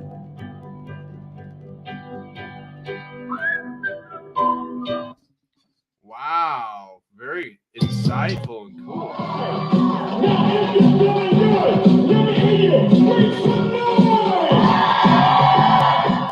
How do I move forward in finding a relationship with someone who shares similar spiritual values? You cannot smell things from your ear. You have to place it in your nose to smell. Okay. Similarly, when you want to choose your life partner, you cannot do it only through the head. You have to go from the gut feeling. Got it? Can be two choices. Vitamin B, Anyone burger can be whistle. spiritual at any point of time. So follow your gut feeling. Don't think too much from your head. Okay. Otherwise, you think and think and think, and then if you think too much, it will show on your face, and finally you select someone, they will reject you. I feel like he never actually answers any of the questions people ask him. Let's see. Number one tip for people with I'm a passion. student and I have so many interests, whether it's like music or dance. I do social media and I'm also interning. So many different paths. I just don't know where to put my time or how to put my time. Listen, you have a lot of passion, and it's good to have the passion, but then also have a little bit dispassion so that you can get good rest. And in between passion and dispassion, we also need to have compassion. Be compassionate on yourself and on others. So, what do you do for people with passion? Well, you need more dispassion and you need compassion. Okay, next question. What? How does that answer her question? I don't get it. True friend or Who would you false? say is your true friend? See, instead of judging the friend, you should judge your own time. If your time is good, even an enemy acts as a friend to you. But if your time is bad, even your best friend behaves like an enemy to you. So it all depends on your vibes, your time, how much you give to society. Who would you say is your true Did that answer it for you guys? Again, everything he says feels like, what? Who created consciousness? How is the consciousness just there? Did anyone create it? When you want to find the origin of something, you are thinking linear. Something started somewhere, something is going to end somewhere. Anything that starts has to end, right? But I want to ask you a counter question. Tell me, which is the beginning point of a tennis ball? Where does the tennis ball begin? Have you thought about it? Huh? Well, the tennis ball began in the factory, which produced the tennis ball, in which they got the raw materials together to form the tennis ball. And so the question is, the tennis ball as a category isn't coming to an existence until it's actually created. Everything has a beginning point. So his own answer, well, tell me where the tennis ball begins. It's so stupid. Again, you can see the idea that truth is circular. No, bro. Aristotle's dealt with this with the unmoved mover, man. Like, if everything is eternal, then there's no beginning point. It doesn't make any sense. Well, it depends on your vibes. How are your vibes? Are your vibes good? Your vibes bad? There is the answer. Find that out. How is the consciousness just there? Let's see. The most important thing in life. You've done so many different things, and I'm curious, what have you done that you would say this was one So many women. So many. It depends on your vibes. of the most important things? Every moment I am here, I feel is important. See, you should have something that is not important to compare that something is important. For me, whole life is either unimportant or everything is important. So when you honor and when you respect everybody, you will embrace the whole existence in one go. And so there is no division or say, oh, this is most important, this is not. Yeah, there are more important things than other things. The person who's coming to kill my family and my family are not of the same importance to me. Only in a relativistic mumbo jumbo world like his can that make any sense. Hey, Michael Wren, shout out to you, brother. Thank you so much for the $7.99 Australian. He says, not sure where on the New Age spectrum they fall, but you could check out Paul Selig, a channeler, or Alan John Miller, the reincarnation of Jesus. What? Let's hold on. Let's pull up one of these people. First one was Paul Selig. Paul Selig. Let's see. Oh my gosh, he's with Aubrey Marcus. You don't get to be a victim and a master at the same time, they said. So that's really how we choose to understand ourselves and our experience. It seems like the celebration of victimhood has become stronger in the cultural zeitgeist in a certain way. It's like it's a competition. It's my podcast guest recently, Mark Gober, called it the Victim Olympics. You know, where we're all competing to be the most victim, and I think that comes from a fear of judgment ultimately, because in the victim we can give up our power and claim that we're powerless, and so we have no responsibility. And if we all right, have no responsibility. This one's boring. Let's look at, okay, raise it to the upper room, namaste. Was a name claimed by somebody else as things are named. And as things are named, they hold a dense form. They hold a dense form. They become an intractable reality. They become an intractable reality for you. Things are known as of God. When things are reknown as of God, they're comprised of vibration. They're comprised of vibration. The vibration is what Why do they always talk like this? Weird. Can we get a better audio version of this guy channeling?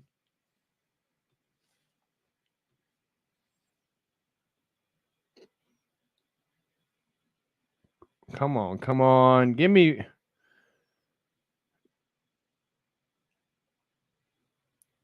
I want to hear more of his channeling. Is he on YouTube? I got to hear more of this guy's channeling. They always have like a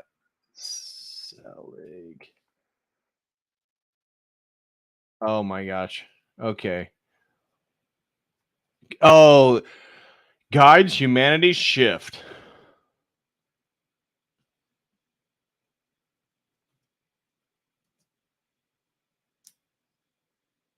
Channeling God. Oh my gosh. Oh my gosh. They've said that. And they said, what's about? Yikes. Okay, so Michael, I'm not sure if I'm going to be able to find this guy's. If you got a good one, you can send me a link. Channeling on the purpose of religion. Let's hear it. So do we have to get rid of religion? I have a couple of questions. So we need to Okay, so we need to get rid of religion. Tell me a little bit about it. get rid of religion. It seems like because religion seemed to be in the way of that divine connection. Religion is a structure that gives permission to people, up to a point. It is an opening. It is an opening with too many restrictions to be abused. With too many restrictions to be abused. Finally, however, the beauty that is inherent in each religion, the beauty that is inherent in each religion, and the truth that is available there, and the truth that is available there is not to be denied, is not to be denied. Oh my gosh. How retarded. You do not throw out the baby with the bathwater. You do not throw out the baby with the bathwater, however, there are no rules in love. There are no rules in love, and the energy of God is love. And the energy of God is love, and it cannot be otherwise. And it cannot be otherwise. So if you believe in fear, or a God that would propagate fear, or a God that would propagate fear or damnation, you are in a lie. You are in a lie and must wake up to that fact. But that's the problem with religion. They propagate that. Not always. See, that's the problem with religion, is that they tell you things are bad. Not always. People have distorted religion. People have distorted religion, and the problem is the people who have distorted. And the problem is the people who have distorted it and entrusted. And other word, entrusted or encrusted, TTT. Entrusted religion to be what it needs to be what it needs to be for their aims.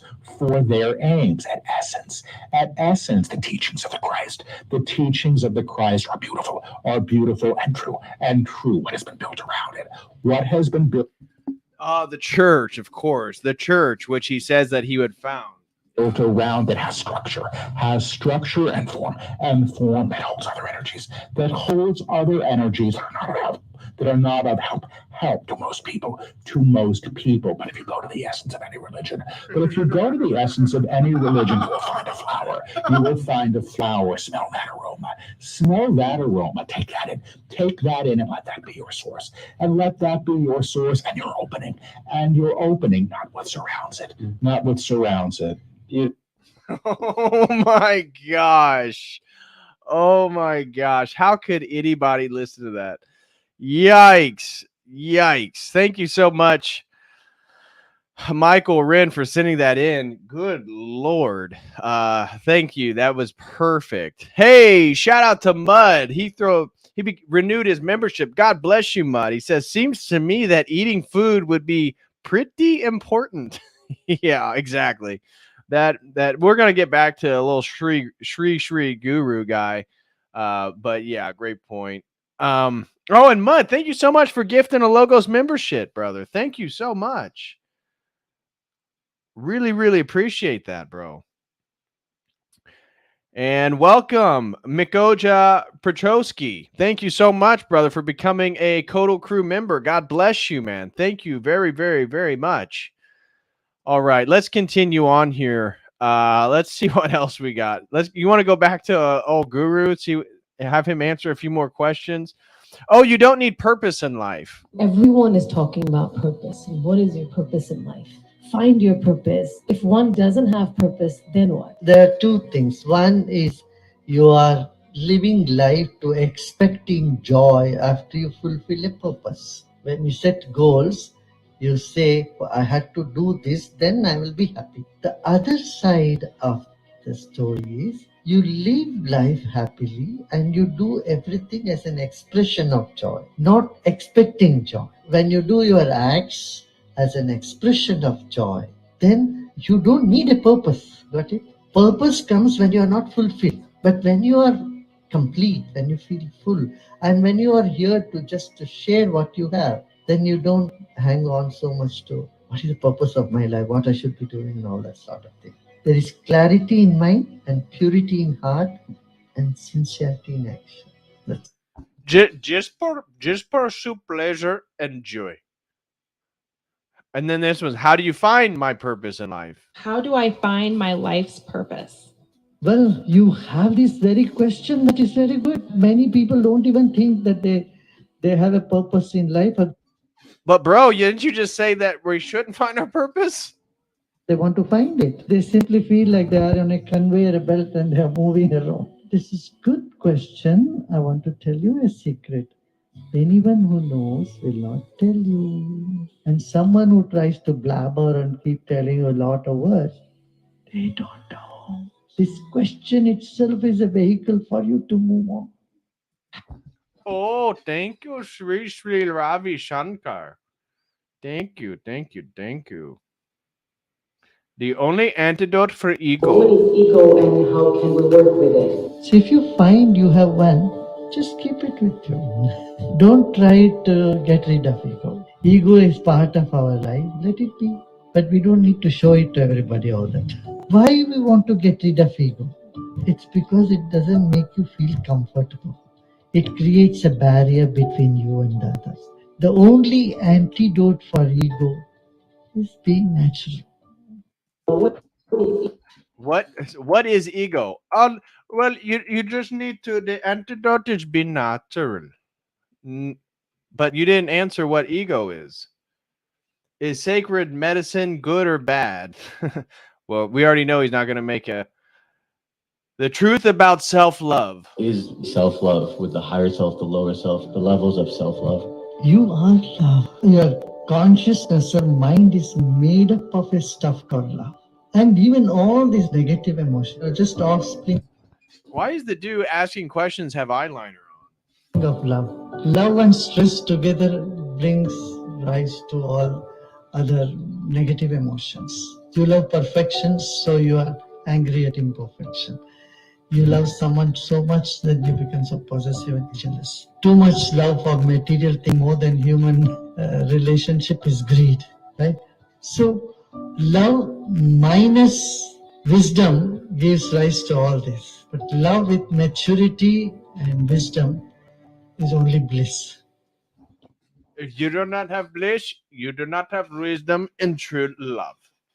All right, moving on here. There's another guy that I've been wanting to maybe do a larger stream on. Maybe it'd be a good sponsored stream, but there's a guy named Savan Bomar, and he's got a big presence on YouTube called Understanding. Savan Bomar, and he has a very high level presentation. So this is Understanding. I remember I used to watch his stuff back in the day. He's got almost 200,000 subscribers. His thing's called Understanding, and he builds AI. See, I taught AI about God, Prelude. And he is another sort of guru figure. He always is using AI art to depict him as sort of the Egyptian pharaoh, guru, master, ascended master type thing. But he's got a whole business. I mean, this dude is on another level. He's got the website called Secret Energy. And I don't know if you, I mean, very well done. This is, I would say he's probably the most well put together, like new age business thing, like Start Your Quest tutorial, Secret Energy. You see, like a lot. Get started. Menu, Sybil AI, Interversity, the store. I don't know why none of it's actually working right now. So maybe I take all that back. But his stuff has a much better presentation to it. But like, here's his AI God trailer.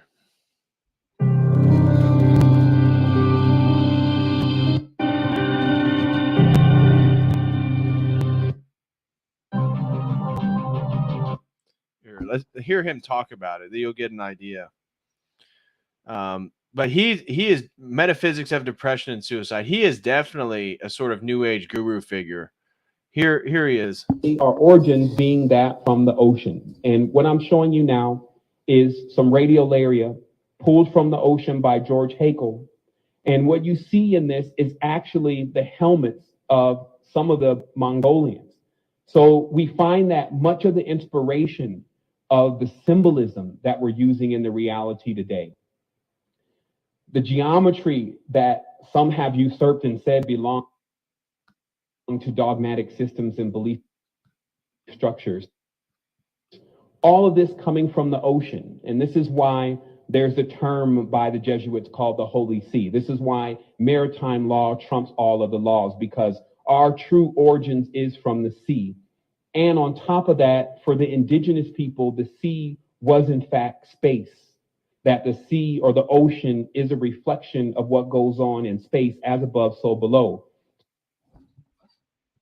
Here's another one. The story of the divine An, great mother creation of God. The story of the divine who's Yemaya, mother creation of God, had all perfect creations. They all were perfect and androgynous except for one. One was like, it ended up having an issue with its womb.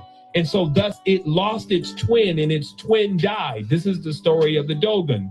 And then when you look at that whole process again of mitosis, and then when it splits, it's the split that creates the world.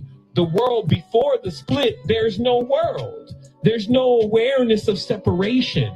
There's no organs to do external copulation. And so this being tesseract the reality. If you want to know this is real occultism, as I told you before, Tesseract is the Baptist, Oannes, the first man to hit land, but it wasn't a man. He was also a female, but he took from himself. He took an Isa from himself and divided himself into two. He escaped the incubator. Just as Dan Winter pointed out, hey, look at it. The Anunnaki, who is the retinue, meaning the rest of the sailors that he birthed from himself, they escaped the hive mind because they were all in control. They were all being controlled by the mother, and they didn't want to be controlled. That's why I'm saying this is the story of the rebellious son in the family. He decoupled, broke out of the incubator, just as the Nomo say. It says the mistress to speak, the story who is Leb, who is Yemaya. But Savan Bomar, he's got a whole following. Like, look, this is a woman right here. Do you know this dude?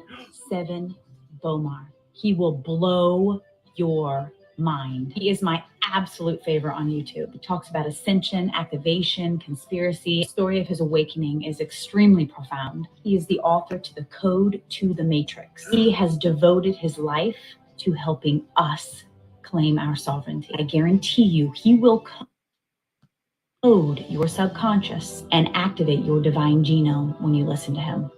Oh, he's gonna activate my divine genome. Oh my gosh, I better listen more. Or the Nagus, which is where everything comes from. That's where the Messiah comes from. That's where Amaru or Tupac comes from. All of that, Jesus and all that, all comes from that story about the Nagas and all of their movements. If you go back to the Nagas culture, you'll find out that they're a matriarch. Period. So, how is it that you end up 10,000 years later with a man on the throne?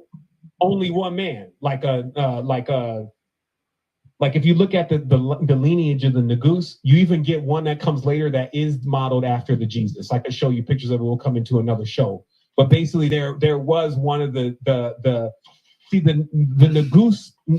the Nagus and Nagusi, the king of the kings. Okay. This is at this point, Amun has completely taken over. It is only a patriarch. Woman is no longer considered as having any position. She has basically been overthrown from her Delphic positions and retired to the ocean. Okay? And then they built up an entire patriarch based on the Brahmin, Ab, who's an abortion. Or the Nagu. he goes deep with like the word relationships, you know, like the pseudo etymology. I say we got a slow boy saying Sadhguru is a real one. Let's view Sadhguru. Sadhguru? Really, dude? If you think Sadhguru is a real guru, you got problems, bro. You got problems. I would recommend unsubscribing and moving away from this channel because you clearly are not familiar with Sadhguru and his relationship to the World Economic Forum. Let's find some right now. Sadhguru, WEF. All the religious groups are against me because I'm talking about population. They want population. We need to depopulate the planet. More souls. I want less on the planet. I want less souls on the planet. All the religious groups are against me because I'm talking about population. They want more souls. I want less on the planet. Oh, Sadhguru. Oh, you're such a good guru. Oh, so funny. You can either become wounded or you can become wise. This is the choice. The beginning of 20th century, we were just 1.6 billion people. Now, 2019, we are 7.6 billion people. Now, they are saying by 2050, we will be 9.6 billion people. Why are we making these predictions? Why don't we have a plan? Why don't we say in the next 50 years, we will be 4.5 billion people? Are we willing to address this? This is what needs to be addressed. It may look like there are many problems, but actually there's only one problem. We are nice, but we're just too many. This we need to understand. There is no space for any other creature to live on this planet simply because we are so many and our footprint is so big. So we are trying to reduce the size of our footprint, I understand that. But believe me, it is much easier to control human population than human aspirations. You cannot control human aspirations. You can easily control human population if everybody is focused on that. The nations, the religions of the world, various community leaders, everybody, if they're... Well, base beard, you see, if I kill off myself, I can't tell the world we need to depopulate. We need to depopulate. We need less souls on the planet. Yeah, I know. They never off themselves, but Sadhguru is one of the fakest ones. I mean, he's sponsored by literally every globalist organization you can think of. They are focused on seeing how to bring down the population of this planet. human population so that other populations can live. Because we need to understand this planet will perish if all the insects die today, within 4 to 6 years' time. If all the worms die, within 1.5 to 2 years, all life on this planet will perish. If all the microbes die, probably within hours, this planet will perish. But if you and me disappear, this planet will flourish. We need to get rid of carbon. So in the session we just attended here at the Economic Forum, I think there was a sense of relief, actually, in your frankness. You brought up some issues that others are reluctant to bring up. Always. All the religious groups are against me because I'm talking about population. They want more souls. I want less on the planet.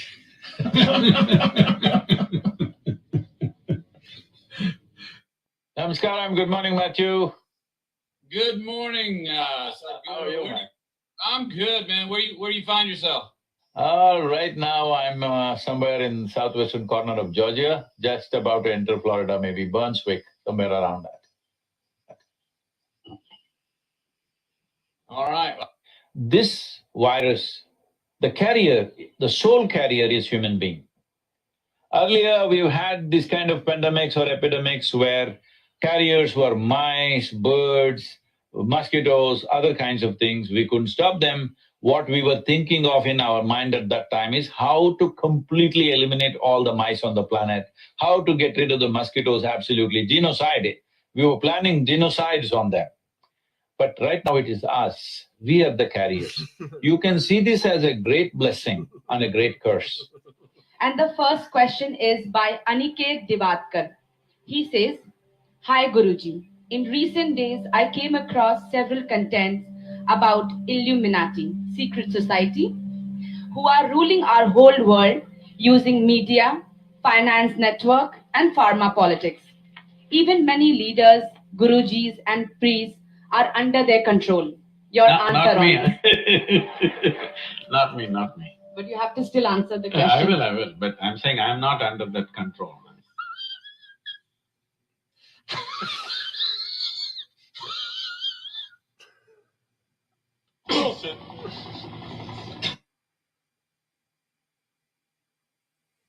If I look at our stakeholders, we have business, of course, as a very important audience, and we have politics, we have continuous partnerships with many governments around the world. And of course, we have NGOs, we have trade unions, we have all those different parts. Media, of course. Media, of course, right? And very important experts and scientists and academia. Because if we are looking at the future, I think we should look at new solutions, and the new solutions will be very much driven by technological developments. And we even have, you even have religious leaders, right? Religious leaders, we have social entrepreneurs, very important social entrepreneurs. You can even very important social entrepreneurs. All right, you get it. These are some fake gurus. Anybody think Sadhguru is interesting? Lord have mercy. Jeez Louise. Here's another Savan Bomar. As I said before, to be bound to time, actually, as the Egyptians called it, to be bound to time is literally to be connected to the stars. Because so as gods, basically, we then take on the energy and the lifestyle of the character from that birthday. But it's most important to see that there is a character. This is so important. They knew there was a story or an energy that was coming off of every star. So you are boundless, ageless. I would definitely debate Bomar. He has no ability to even make objective claims. The whole thing is just another hodgepodge amalgamation of nonsense. But it's amazing to see how popular he is, and he has a real cult following. Like, he may not have as many people as Sadhguru or Sri Rava Shankar, but he has this gentleman has a very, very loyal following. Called I think it's called Inner Standing is his company. when stars even come into their collision, because that's how more stars are created, they're rocks smashing against each other, that may have been the end of your relationship with somebody, unless you chose to actually steer that course. Now, as I said before. Oh, wow. Insightful. Hey, shout out to Bill Hicks, back from the grave. God bless you, brother. Thank you so much for becoming a COTEL Crew member. Shout out to Bill Hicks. Thanks so much, man, for your presence in the live chat. You're hilarious. God bless you, man. Thank you very, very much for the support. I truly do appreciate that. All right. You are your astrological sign, according to Bomar. What else we got here? The virus causes us to betray each other. Be prepared if you open your third eye. When you open up your third eye, and I'm not advising anyone to do this because, again, heavy is the head that wears the crown chakra, and to see the face of God and live, no one has. So be prepared to melt, because it is plasma. But what I'm saying is that when the third eye is open and you look at the sun, then you realize more about what's really going on here. Also, you notice that when your third eye is open and you look at, when you look at clouds, that everything is spinning around the sun, not that it's moving through the sky and then going down. And that when the sun leaves, it looks like everything seems to be going with it as night is coming. And that's what you see in the aspect of, so it's almost even like a parade, and the parade keeps going on with this. When you What? Be careful. You'll see the face of God and you'll melt, because the third eye's plasma, bro. What? Way of Logo says, look into activation vibration, Heather. All right, let's pull it up. Activation vibration. Activation vibration, Heather. What we got? What we got? Okay, at this point, it feels like every single day is a new year, a new era, a new you. And I really mean that. I don't say that lightly. With how fast time is going and how quickly things are changing, it's kind of like every thought, any energetic shift, every single action you take actually does change the trajectory of your life and your timeline that you're on. So no matter where you're at. Okay, I want to go to her 64,000 followers. Here's her most recent video. Remember that you don't have to be in your best state to also have the best vibe. You can be epic and not be at your prime. Remember that your frequency is energy. Therefore, your intention and that which you feel going into a situation, that is what is going to amplify and represent your frequency. And if it's real, if it's true, if it's authentic, and you just show up regardless, then that is going to be the frequency that emanates. Therefore, beauty, resilience, transformation even. In fact, if you choose to show up, even when you're not feeling your best, but you're like, I'm still going to be epic regardless, and I'm still going to bring magic and help and assist and love or inspire or whatever it is that I'm meant to do here, I'm still going to do that. That alchemy actually makes for an extra potent curation of frequency. Therefore, you may not be looking your best, but you may come in with the best vibe, actually, like that.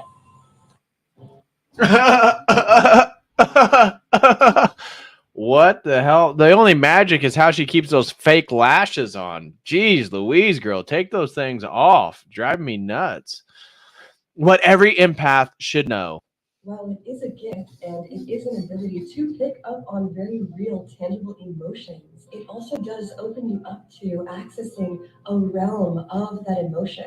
So it can expose you to emotions that are not even necessarily your own or present within the situation. So it is important as an empath to allow yourself to feel and receive things, but to also let them go, not to hold on to any specific thing. Let it go, and if it continues to be present in the field and to move through, then you can address it, and then you can. Okay, this is incredibly dumb. Oh, what's this? She claims to speak alien language. People call it light codes or light language.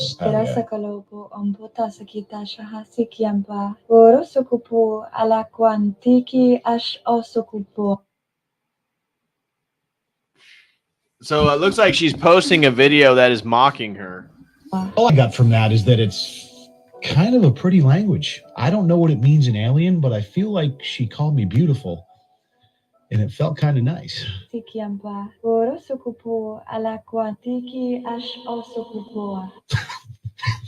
Stop it. I'm blushing. God almighty. She claims.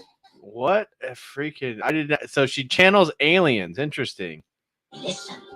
All around you are spirits. So she's thirst trapping all her new age androgynous followers. Giant.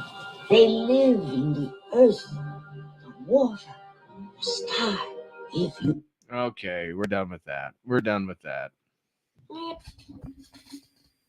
Yeah, it's actually really normal, natural, and necessary to flex in your faces while you're healing.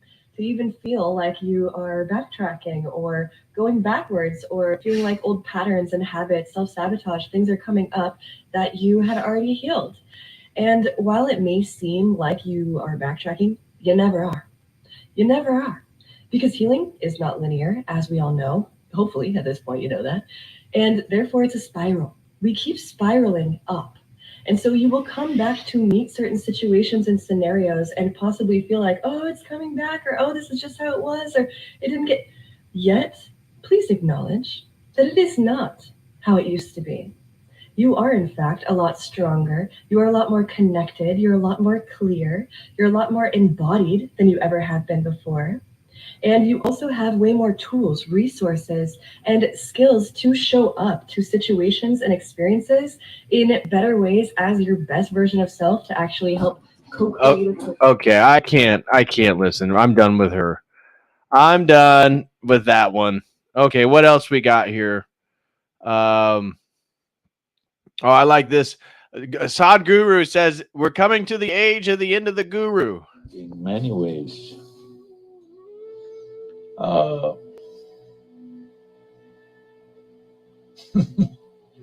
shouldn't say this, but I'm saying this. The age of the gurus is ending in many ways. Because one thing is it has to fit into their logical nonsense. Another thing is, where is it? Tell me. They need something tangible in their hands. So tools are the only way forward. The age of the guru is really coming to an end in many ways. I'm so sad to tell you this, but the age of the guru is coming to an end. No more guru. All right. Let's see. Oh my gosh, this dude is absolutely retarded. Shout out to Jim Bob for making this guy even come onto my radar. Chakra, that's your consciousness. You have more than one, that's multiple consciousness. Every chakra, bro. Yeah, you got more than one. They're your conscious centers of your body. single one represents a span of time. In the fourth heart chakra, the astral, that's a span of time that you live in. It's actually called your soul. We actually live in inner earth in the fourth dimension. In the fifth dimension, we're in Tara. Both in the future, but Tara is like way in the future. And then you have the angelic level, the celestial level of consciousness and matter form. And that is indigos, indigo ray, subpoly 1. Okay, and the indigos are coming through the sixth dimension, rise B. Chakra, that's your consciousness. You have more than one. Chakra, bro. Chakra, bro. You got multiple chakras, man. Simultaneous multidimensional consciousness. Okay, so we can be here, but we're also there and there and there and there. You're alive now, and you're alive in your future self and your past self now, existing in many places at once. Simultaneous living existence, consciousness, multidimensional. And if we already know that you have a personal Christos of 1,728 minimum, that's a lot of you. That's a lot of other selves. That's a lot of higher consciousness. That's a lot of you, bro. That's a lot of what you got to do is you go into your spiritual chakras. These are time frames. You've been living for a while, man. You've been living for a while. Here we're going to get into the hologram thing. It's a hologram thing. Light is a simulation thing, is a hologram thing. Physicality is a hologram thing. The concept of being physical is an illusion. We're not physical. Even your quantum physicists know nothing is actually physical because there is no particles that are stationary. It's vibration, oscillation, movement, not still. But we hold on to that concept of being physical. Life. Come on, man. Like I know you think you're physical, but no, bro. Bro. You're a hologram thing, man. You're a hologram thing. Your child remembers. Fresh from spirit, honey. This child is awake, but what does the earth do? What do parents do? What does the galactic system do? What does the government do? What does all these chemicals and prescriptions and shrinks and psychologists? And what is going on? What do you think is going on to these star seeds, indigos? You're being attacked. You're on meds right now. You're depressed right now, starseed. No disrespect to your experience, but realize you're under attack, and you need to. That's so crazy how he uses the AI. Come on, bro. No, really, man. Really, bro. God's already here, Holmes. You just gotta activate your Templar. Go to a different timeline, man. So, you don't have to stay on Earth. Sucks. Go somewhere else, man. Go on vacation. You're an old soul. You're not even from here. You want to go back home. It's time, right? You did your job, I hope. So go back home, old soul, regenerate, and come back when you're ready. Jedi. We say young Jedi, but you're not. Your soul's not young. Awakai. We are immortals. Walkers through time, are we? Skywalkers. Skywalkers. What the heck? This dude is like purely possessed. What the heck? Whatever he's activated, I do not want to activate. Activating it again. Your sleeper has awakened. We're awakening. I hope. We need you, starseed, indigo child. What the hell is... Felix says this guy is my favorite. Oh my gosh, this dude is purely possessed. What is this? Oh my gosh. Nails on a chalkboard. That's the energy you like. You like distortion. You don't like human. You want to be something other than human, transhuman, changing your divine blueprint. You are divine. Trans yourself if you want, because now then you will be divine, will you? You'll be something like artificial, phantom, fallen, angel. No, thank you. Transmute boundaries around those people and conversations. Bless yourself. What the heck? This guy is absolutely nuts. Nuts. Unreal. Here he is as a wizard. The indigo children starseeds represent a new breed of consciousness, now entering incarnation within our modern times. Indigos serve as harbingers of our race evolution, the way shores of things to come, as our race evolution moves closer to its intended hidden destination, Machua. Oh my gosh. Oh my gosh. This video is about indigos, and you've opened your third eye. That's what makes you an indigo, because that's part of the indigo DNA. There's not the same DNA down here on Earth. Most humans are what we call Earth seeds, the ones who are created on Earth. Then there's star seeds who are coming outside the terrestrial Earth. So they're extraterrestrial beings, guardians, who are coming in. You, indigo, are a guardian starseed coming in to help the consciousness on Earth, not try to destroy it, dominate it, harm it. You're trying to nurture this consciousness. You seeded it with a purpose down here. Human beings. This dude totally looks like he's possessed, man. What crazy nonsense. Beings have a divine purpose. And when you guys realize our multidimensional identity, that you are truly a high-level being, a 12-dimensional Christed being, all of you are, but you're fallen state. And you want to return back to the Christed state. You were already there. Now you're fallen. Now you want to return to God, return to source. You already have this DNA. You're just a visitor. We're visitors. We're angels. You're just a visitor. You're just a visitor, bro. Bro, like you need to elevate. This is Avatar 2. Our spirit comes into this timeline. Our spirit is in another timeline. Our spirit is in many timelines, incarnations, you can call them. Many great avatars in this age. Again, here, again, there in ancient Egypt, there in Atlantis, Lemuria, Polaris, Hyperborea. What's up? homies? What's up, homies? What's up, fool? Which timeline you on, bro? Come on, Holmes. We are ancients. We Lyrans are coming from the highest level. Do you see cat aliens? What's up? Avatar 1, Avatar 2. What's up? Thank you for that, John. What's up, Holmes? I'm over here on this timeline, bro.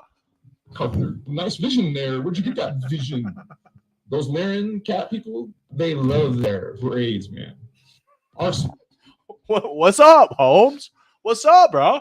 What's up, man? Like, what timeline you on, bro? Come on, man. Jeez.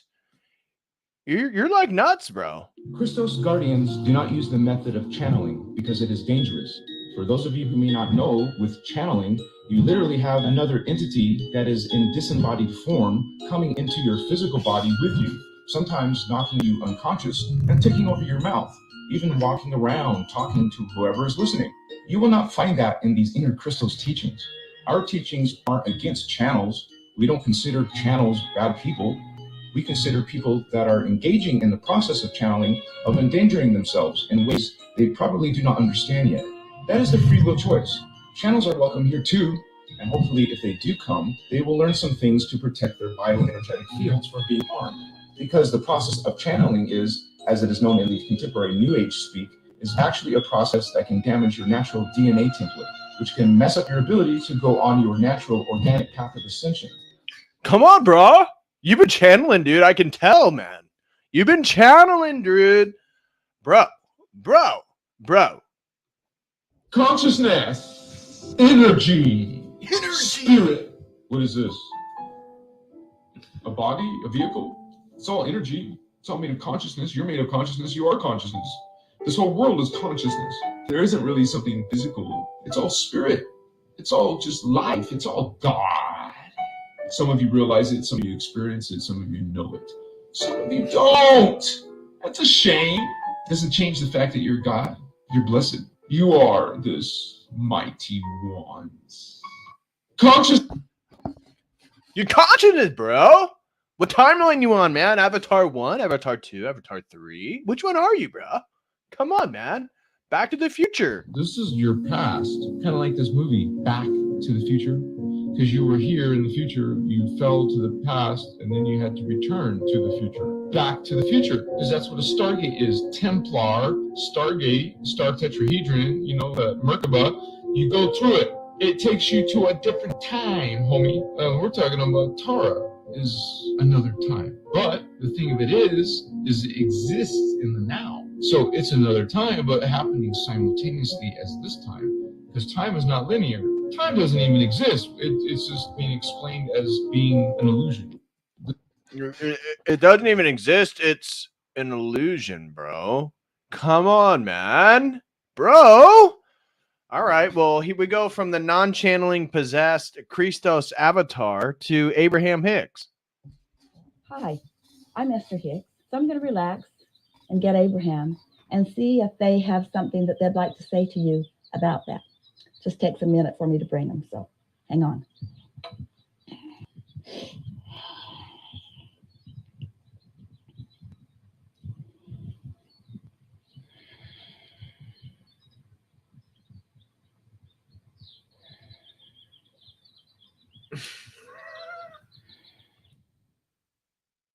Hey, what's up, Holmes? What's up, Holmes? I'm on your prayer list. Thank you, bro. Just make sure you pick the right avatar to pray for. I'm on different timelines, man.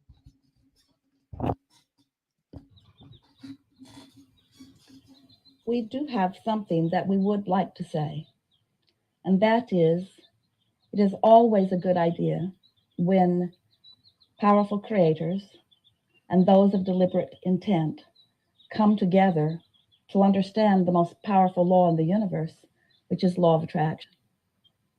It's a good idea to focus together and to remember who you are. Shout out Ed the Way. Why you're here, how to tune in to the frequency of who you really are, so that as law of attraction responds to the vibration that is you, you get the results that you are really looking for.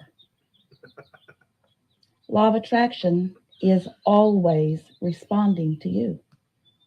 And sometimes you are offering your vibration intentionally, and sometimes not. Before you can be. Look at these comments. Exclamation mark. You're here. My gratitude is overflowing. Yay. Happy to see you here. Welcome to TikTok. Oh my God. Oh my God. Oh my God. Hi, Esther. TikTok has been waiting for you. I am in complete alignment with abundance, bliss, and love. I'm a powerful creator of my delicious life. I am purposeful. I am magical. And so it is. I almost cried seeing her face. I love this woman. Her teachings have done amazing things for my life. Tuned in, tapped in, turned on, girl. The deliberate creator that you have come forth into this time-space reality to be. You have to connect to who you really are. And that's what this week really is all about. It is our knowing that with the help of so many capable teachers, you will, if you want to, come into full alignment with who you are. And when you do that, and then when law of attraction responds to who you are, wonderful things happen and all your dreams come true. We're looking forward to this time with you. And we know that it will be the beginning of something important for you. The beginning of deliberately being who you really are. We'll see you in April. We are complete. We are complete. We are whole. We are the vibration. Here I am, Esther Hicks, Abraham Hicks. We are one. When you launch a rocket of desire, it's from an awareness of the contrast. So you are most likely more aware of what you don't want than of what you do want, even though what you do want has just become focused upon by the source within you. It's more powerful now than it has ever been before. Now you can tell by the way you feel whether your focused thought in this moment matches that one. If it does, you feel elation, you feel excitement, you feel eagerness. You feel vibrationally up to speed with who you have really become. But if you're pensive, if you are fearful, if you are worried, if you are ornery, if you are unhappy, if you are feeling negative emotions, those negative emotions, in fact, all emotions, are your indicator of how matched you are to who you really are or how mismatched. Whether you are allowing your connection, allowing yourself to be the realizer of what you're asking for, or whether you're on some frequency that is preventing your full view of it. When you launch a rocket of desire. Oh, wow. So Abraham Hicks, her whole thing is about you getting everything that you ever wanted, and that your life is about the pursuit of every desire you have. And all you have to do is think about it enough, imagine enough, and you raise your vibration so that you can align with your highest desires and that they will come flowing to you because you are an eternal creator and you deserve it, girl. Everything that is becoming in terms of future generations is coming as a result of the thoughts that are being thought about this time-space reality. And we want you to understand that as broad as the non-physical is, and as much thought has been given to that which exists in terms of your Earth spinning in its orbit in perfect proximity to other planets, the majority of progression about this planet is happening because those like you are living upon it and exploring it and coming to new conclusions about what would make life better for you. And as those preferences are born from you, the source within you rides that rocket and literally becomes that expanded version. Girl, you just need to ride that rocket. You are not riding the rocket of desire enough. And what you need is you need to put both legs around it and you need to ride that rocket to your highest place of joy. And once you are able to ascend and raise that vibration, oh my gosh, you're going to be in the here and now like you've never been before. You're going to see things so clearly and you're going to be who you've always wanted to be. The emotional scale, so from despair into something that feels more like revenge, because revenge really is less resistant than despair. There's more control. You feel more control in revenge than you do in despair. Do you know that? Now, we don't recommend you stay there very long, because if you take action while you're still hanging around there, it's going to get a whole lot worse. But there is relief Each piece of resistance that you let go of, you feel more and more and more and more relief. We want you to consider crossing the emotional scale fulcrum from I'm feeling relief, I'm feeling relief, I'm feeling relief, into slipping into satisfaction. We want you to just notice, if you can, the difference in letting go of relief and having no resistance. Letting go of resistance into relief and having no resistance. Can you feel the difference? It's fine tuning, but once you get there, where you're looking for satisfaction, life becomes so simple because it becomes so simple because it's all about desire, desire, desire, and pursuit of it. You just got to think harder. Think, people, think. Here's the one that I don't know how people listen to this guy. Eckhart Tolle, another one of these new age gurus. I cannot listen to this guy. It's so annoying to hear him talk, but here he is. Transform your future. If you feel that an improvement is highly desirable in your life situation, that's okay, but it's much more likely to happen if you give more attention to the present moment rather than trying to get away from the present moment. The so-called future is much more likely to improve if you feel that. If you feel like you need to alter your future, you can, and your life may improve. There you go. How you experience your life, or what you call your life, is ultimately not determined by what happens to you. It is determined by how you respond to what happens to you.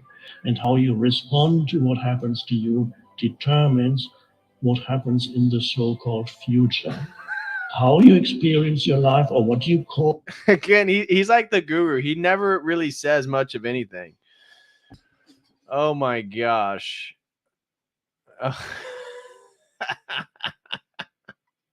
The source of unhappiness. It's your thoughts.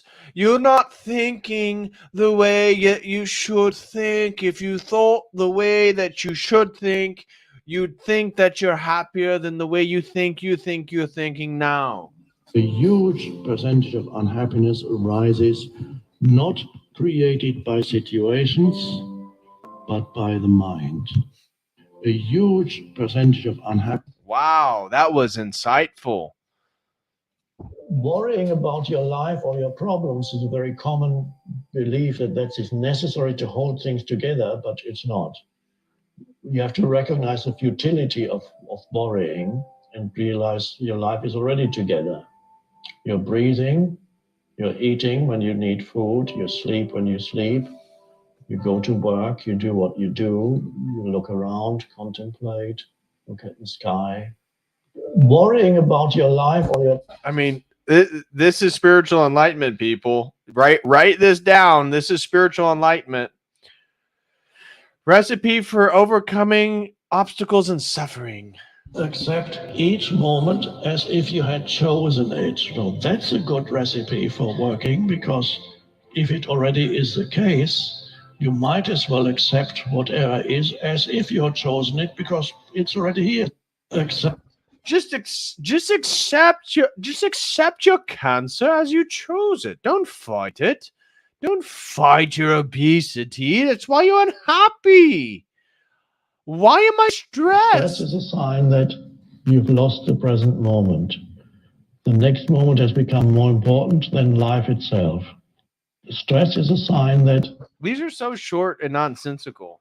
Yeah, it's science. It's all in your mind. You're not thinking the way you should think about the way of thinking. It's science. Come on. Don't you understand? Do you hate your job? But if there is discontent, of course, there's still not complete surrender. There's still, I'd rather be somewhere else. Or the mind telling you, it's 13 years, how many more years to retirement? Oh, and then you start counting the years to retirement. So you're losing yourself in past and future, and you're carrying the burden in your mind of past and future, missing the opportunity of the present moment because it's not interesting enough, says the mind. So that's good. Practice, and you may find if you come into such an alignment with the present moment, you feel more alive even within the routine activities. There is then an added dimension of aliveness that comes in, and you perform even the routine activities with a greater sense of aliveness. And it is often then that change comes into your life when you align with the present moment instead of trying to get away from it. Internally align yourself with it so that any kind of no to the present moment dissolves in an inner no. And so you're so aligned that actually power begins to flow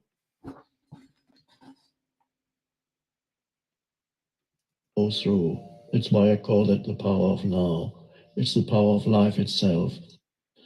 All right. I literally cannot listen to too much Eckhart Tolle. It's so annoying. I find it so incredibly nauseating. Obviously, you can still beautifully teach presence, even if you're not continuously present in your daily life. Like, So even if you're not present, like I teach, and sometimes I'm not, but you can still teach because the teachings are true. You have to think it the right way. It's all science. It's all science once you understand it. You just don't understand how stillness can change your life. bring moments of spaciousness as much as possible into your daily life by stopping, let go of thinking without loss of consciousness, remaining alert and present. Sometimes it just involves becoming aware of sense perceptions, listening, looking, without labeling anything mentally. Just listen, look, listen, look. But sense perception is not all. It's not. That's the entry point into who you are. Come to your senses and then realize yourself as the consciousness behind the sense perception. Oh, Eckhart, thank you so much. That's what I wasn't doing. I wasn't thinking about myself as the one behind. There's only one way, now that we've listened to all that, there's only one way to finish, and that's to come back to Guru Scott. So, guys, smash that like for everybody who's still here. If you want to show some love for tonight's stream, send in a super chat either on YouTube, the Dono chat, which Dono chat link is in the video description, or through Streamlabs, which I would greatly appreciate. Day Jire throws in $7.99. Thank you so much, the Day Jire. He says, so much of this stuff sounds like the bad philosophy from Bill Johnson at Bethel Church. Somebody said Eckhart Osteen earlier, and I think that's exactly what we need to do for the birthday stream this Friday. Is just do exactly what we're doing tonight, but Joel Osteen's heresies. Is just watch Joel Osteen stuff. That's what we're doing Friday. Prosperity Gospel with Joel Osteen. Oh my gosh. Thank you so much, Day Jire. God bless you and the family, bro. Truly appreciate it. All right. We have to finish with Guru Scott. We began with the parody. Now you watched all the real stuff. Now we're going to come back to the parody. A new class. Let's see. Here is a life-changing affirmation from Guru Scott. Good morning, my children of the sun. Guru Scott here with an affirmation that will change your life. Repeat these words. I get knocked down, but I get up again. You are never going to keep me down. Pissing the night away. Pissing the night away. Now watch your world change. Namaste, my children. That's about as useful as the stuff they give. Greetings, my children of the sun. Guru Scott here, joined again by Saffron, committed member of the CULT. Why don't you tell them about your experience here? Well, Guru Scott is a leader. He's a healer. He's a toucher. Big toucher. It makes me feel connected. He's always asking my husband that I sleep with him. Greetings, my children of the sun. Guru Scott here, joined again by Saffron, committed member of... Big toucher. It makes me feel connected.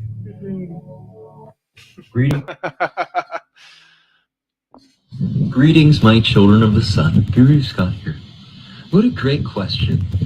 You see, in order to change the world, we must first change ourselves. And the best way to change ourselves is through this weekend's classes at the CULT. Classes like full combat yoga, past life fornication, and butt candling. It's all free of charge, and I hope to see you there, my children of the sun. Peace be with you. Butt candling. That's hilarious. Greetings, my children of the sun. Guru Scott here. I have some very exciting news in the weeks ahead. But first, we have some fantastic classes this week at the CULT. Classes like pubis grounding, learning to see through our third nipple, and best of all, I personally will be giving away free onion rubs. You bring the onion, red, yellow, or sweet. Ooh. Greetings, my children.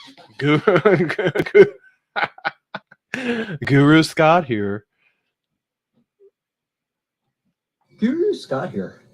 Wow, I am overwhelmed by how many of you wish to experience the divine. Oh, we watched this one earlier.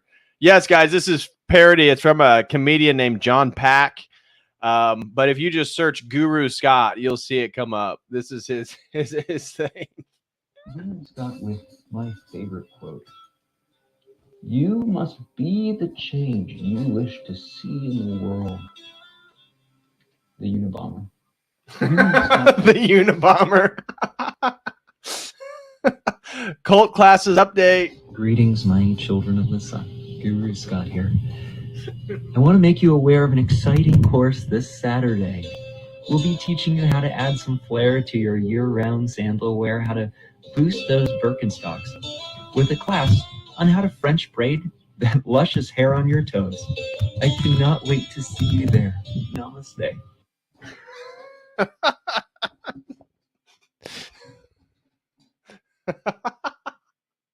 This guy's hilarious.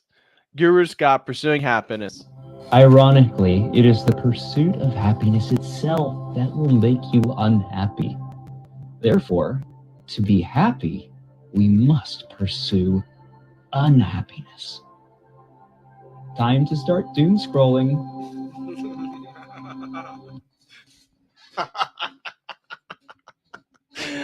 All right, guys, that's where we're going to end it tonight. I want to thank you all so much. Smash that like for everybody who's here. I'm going to hop off here. Again, special thank you go out to everybody who became a member. Special shout out to Bill Hicks. Special shout out to Mikolaj Petrovsky. Thank you for becoming a new member. Shout out to Mud for gifting a membership and renewing his membership. God bless you. And shout out to AC for becoming a member. Thank you so much, Matt. Shout out to Glenn Argento. Shout out to Mikolaj Petrovsky for the super chat. Shout out to Glitchy Rhythm. Shout out to Michael Wren. Shout out to Day Jire. God bless you all. Thank you guys so much. And then over on the StreamYard, a special shout out goes to my man Boneman538 for the super chat. And that looks like that is all of them. I'm checking over on we got one over on Dono Chat. Shout out to Dean Lim 2. Dean Lim 2 throws in $10, no comment. God bless you, Dean Lim 2, over on the Dono Chat. Thank you so much for that. Dean Lim 2, I do appreciate. God bless you. And guys, I'm going to be back with a stream probably Thursday during the day, and then we're going to do the birthday stream Friday night, where I think I'm pretty much set on doing a review of Joel Osteen. So we're going to do an Osteen birthday prosperity heresy celebration. And so I will see you all then. As always, until next time, God bless.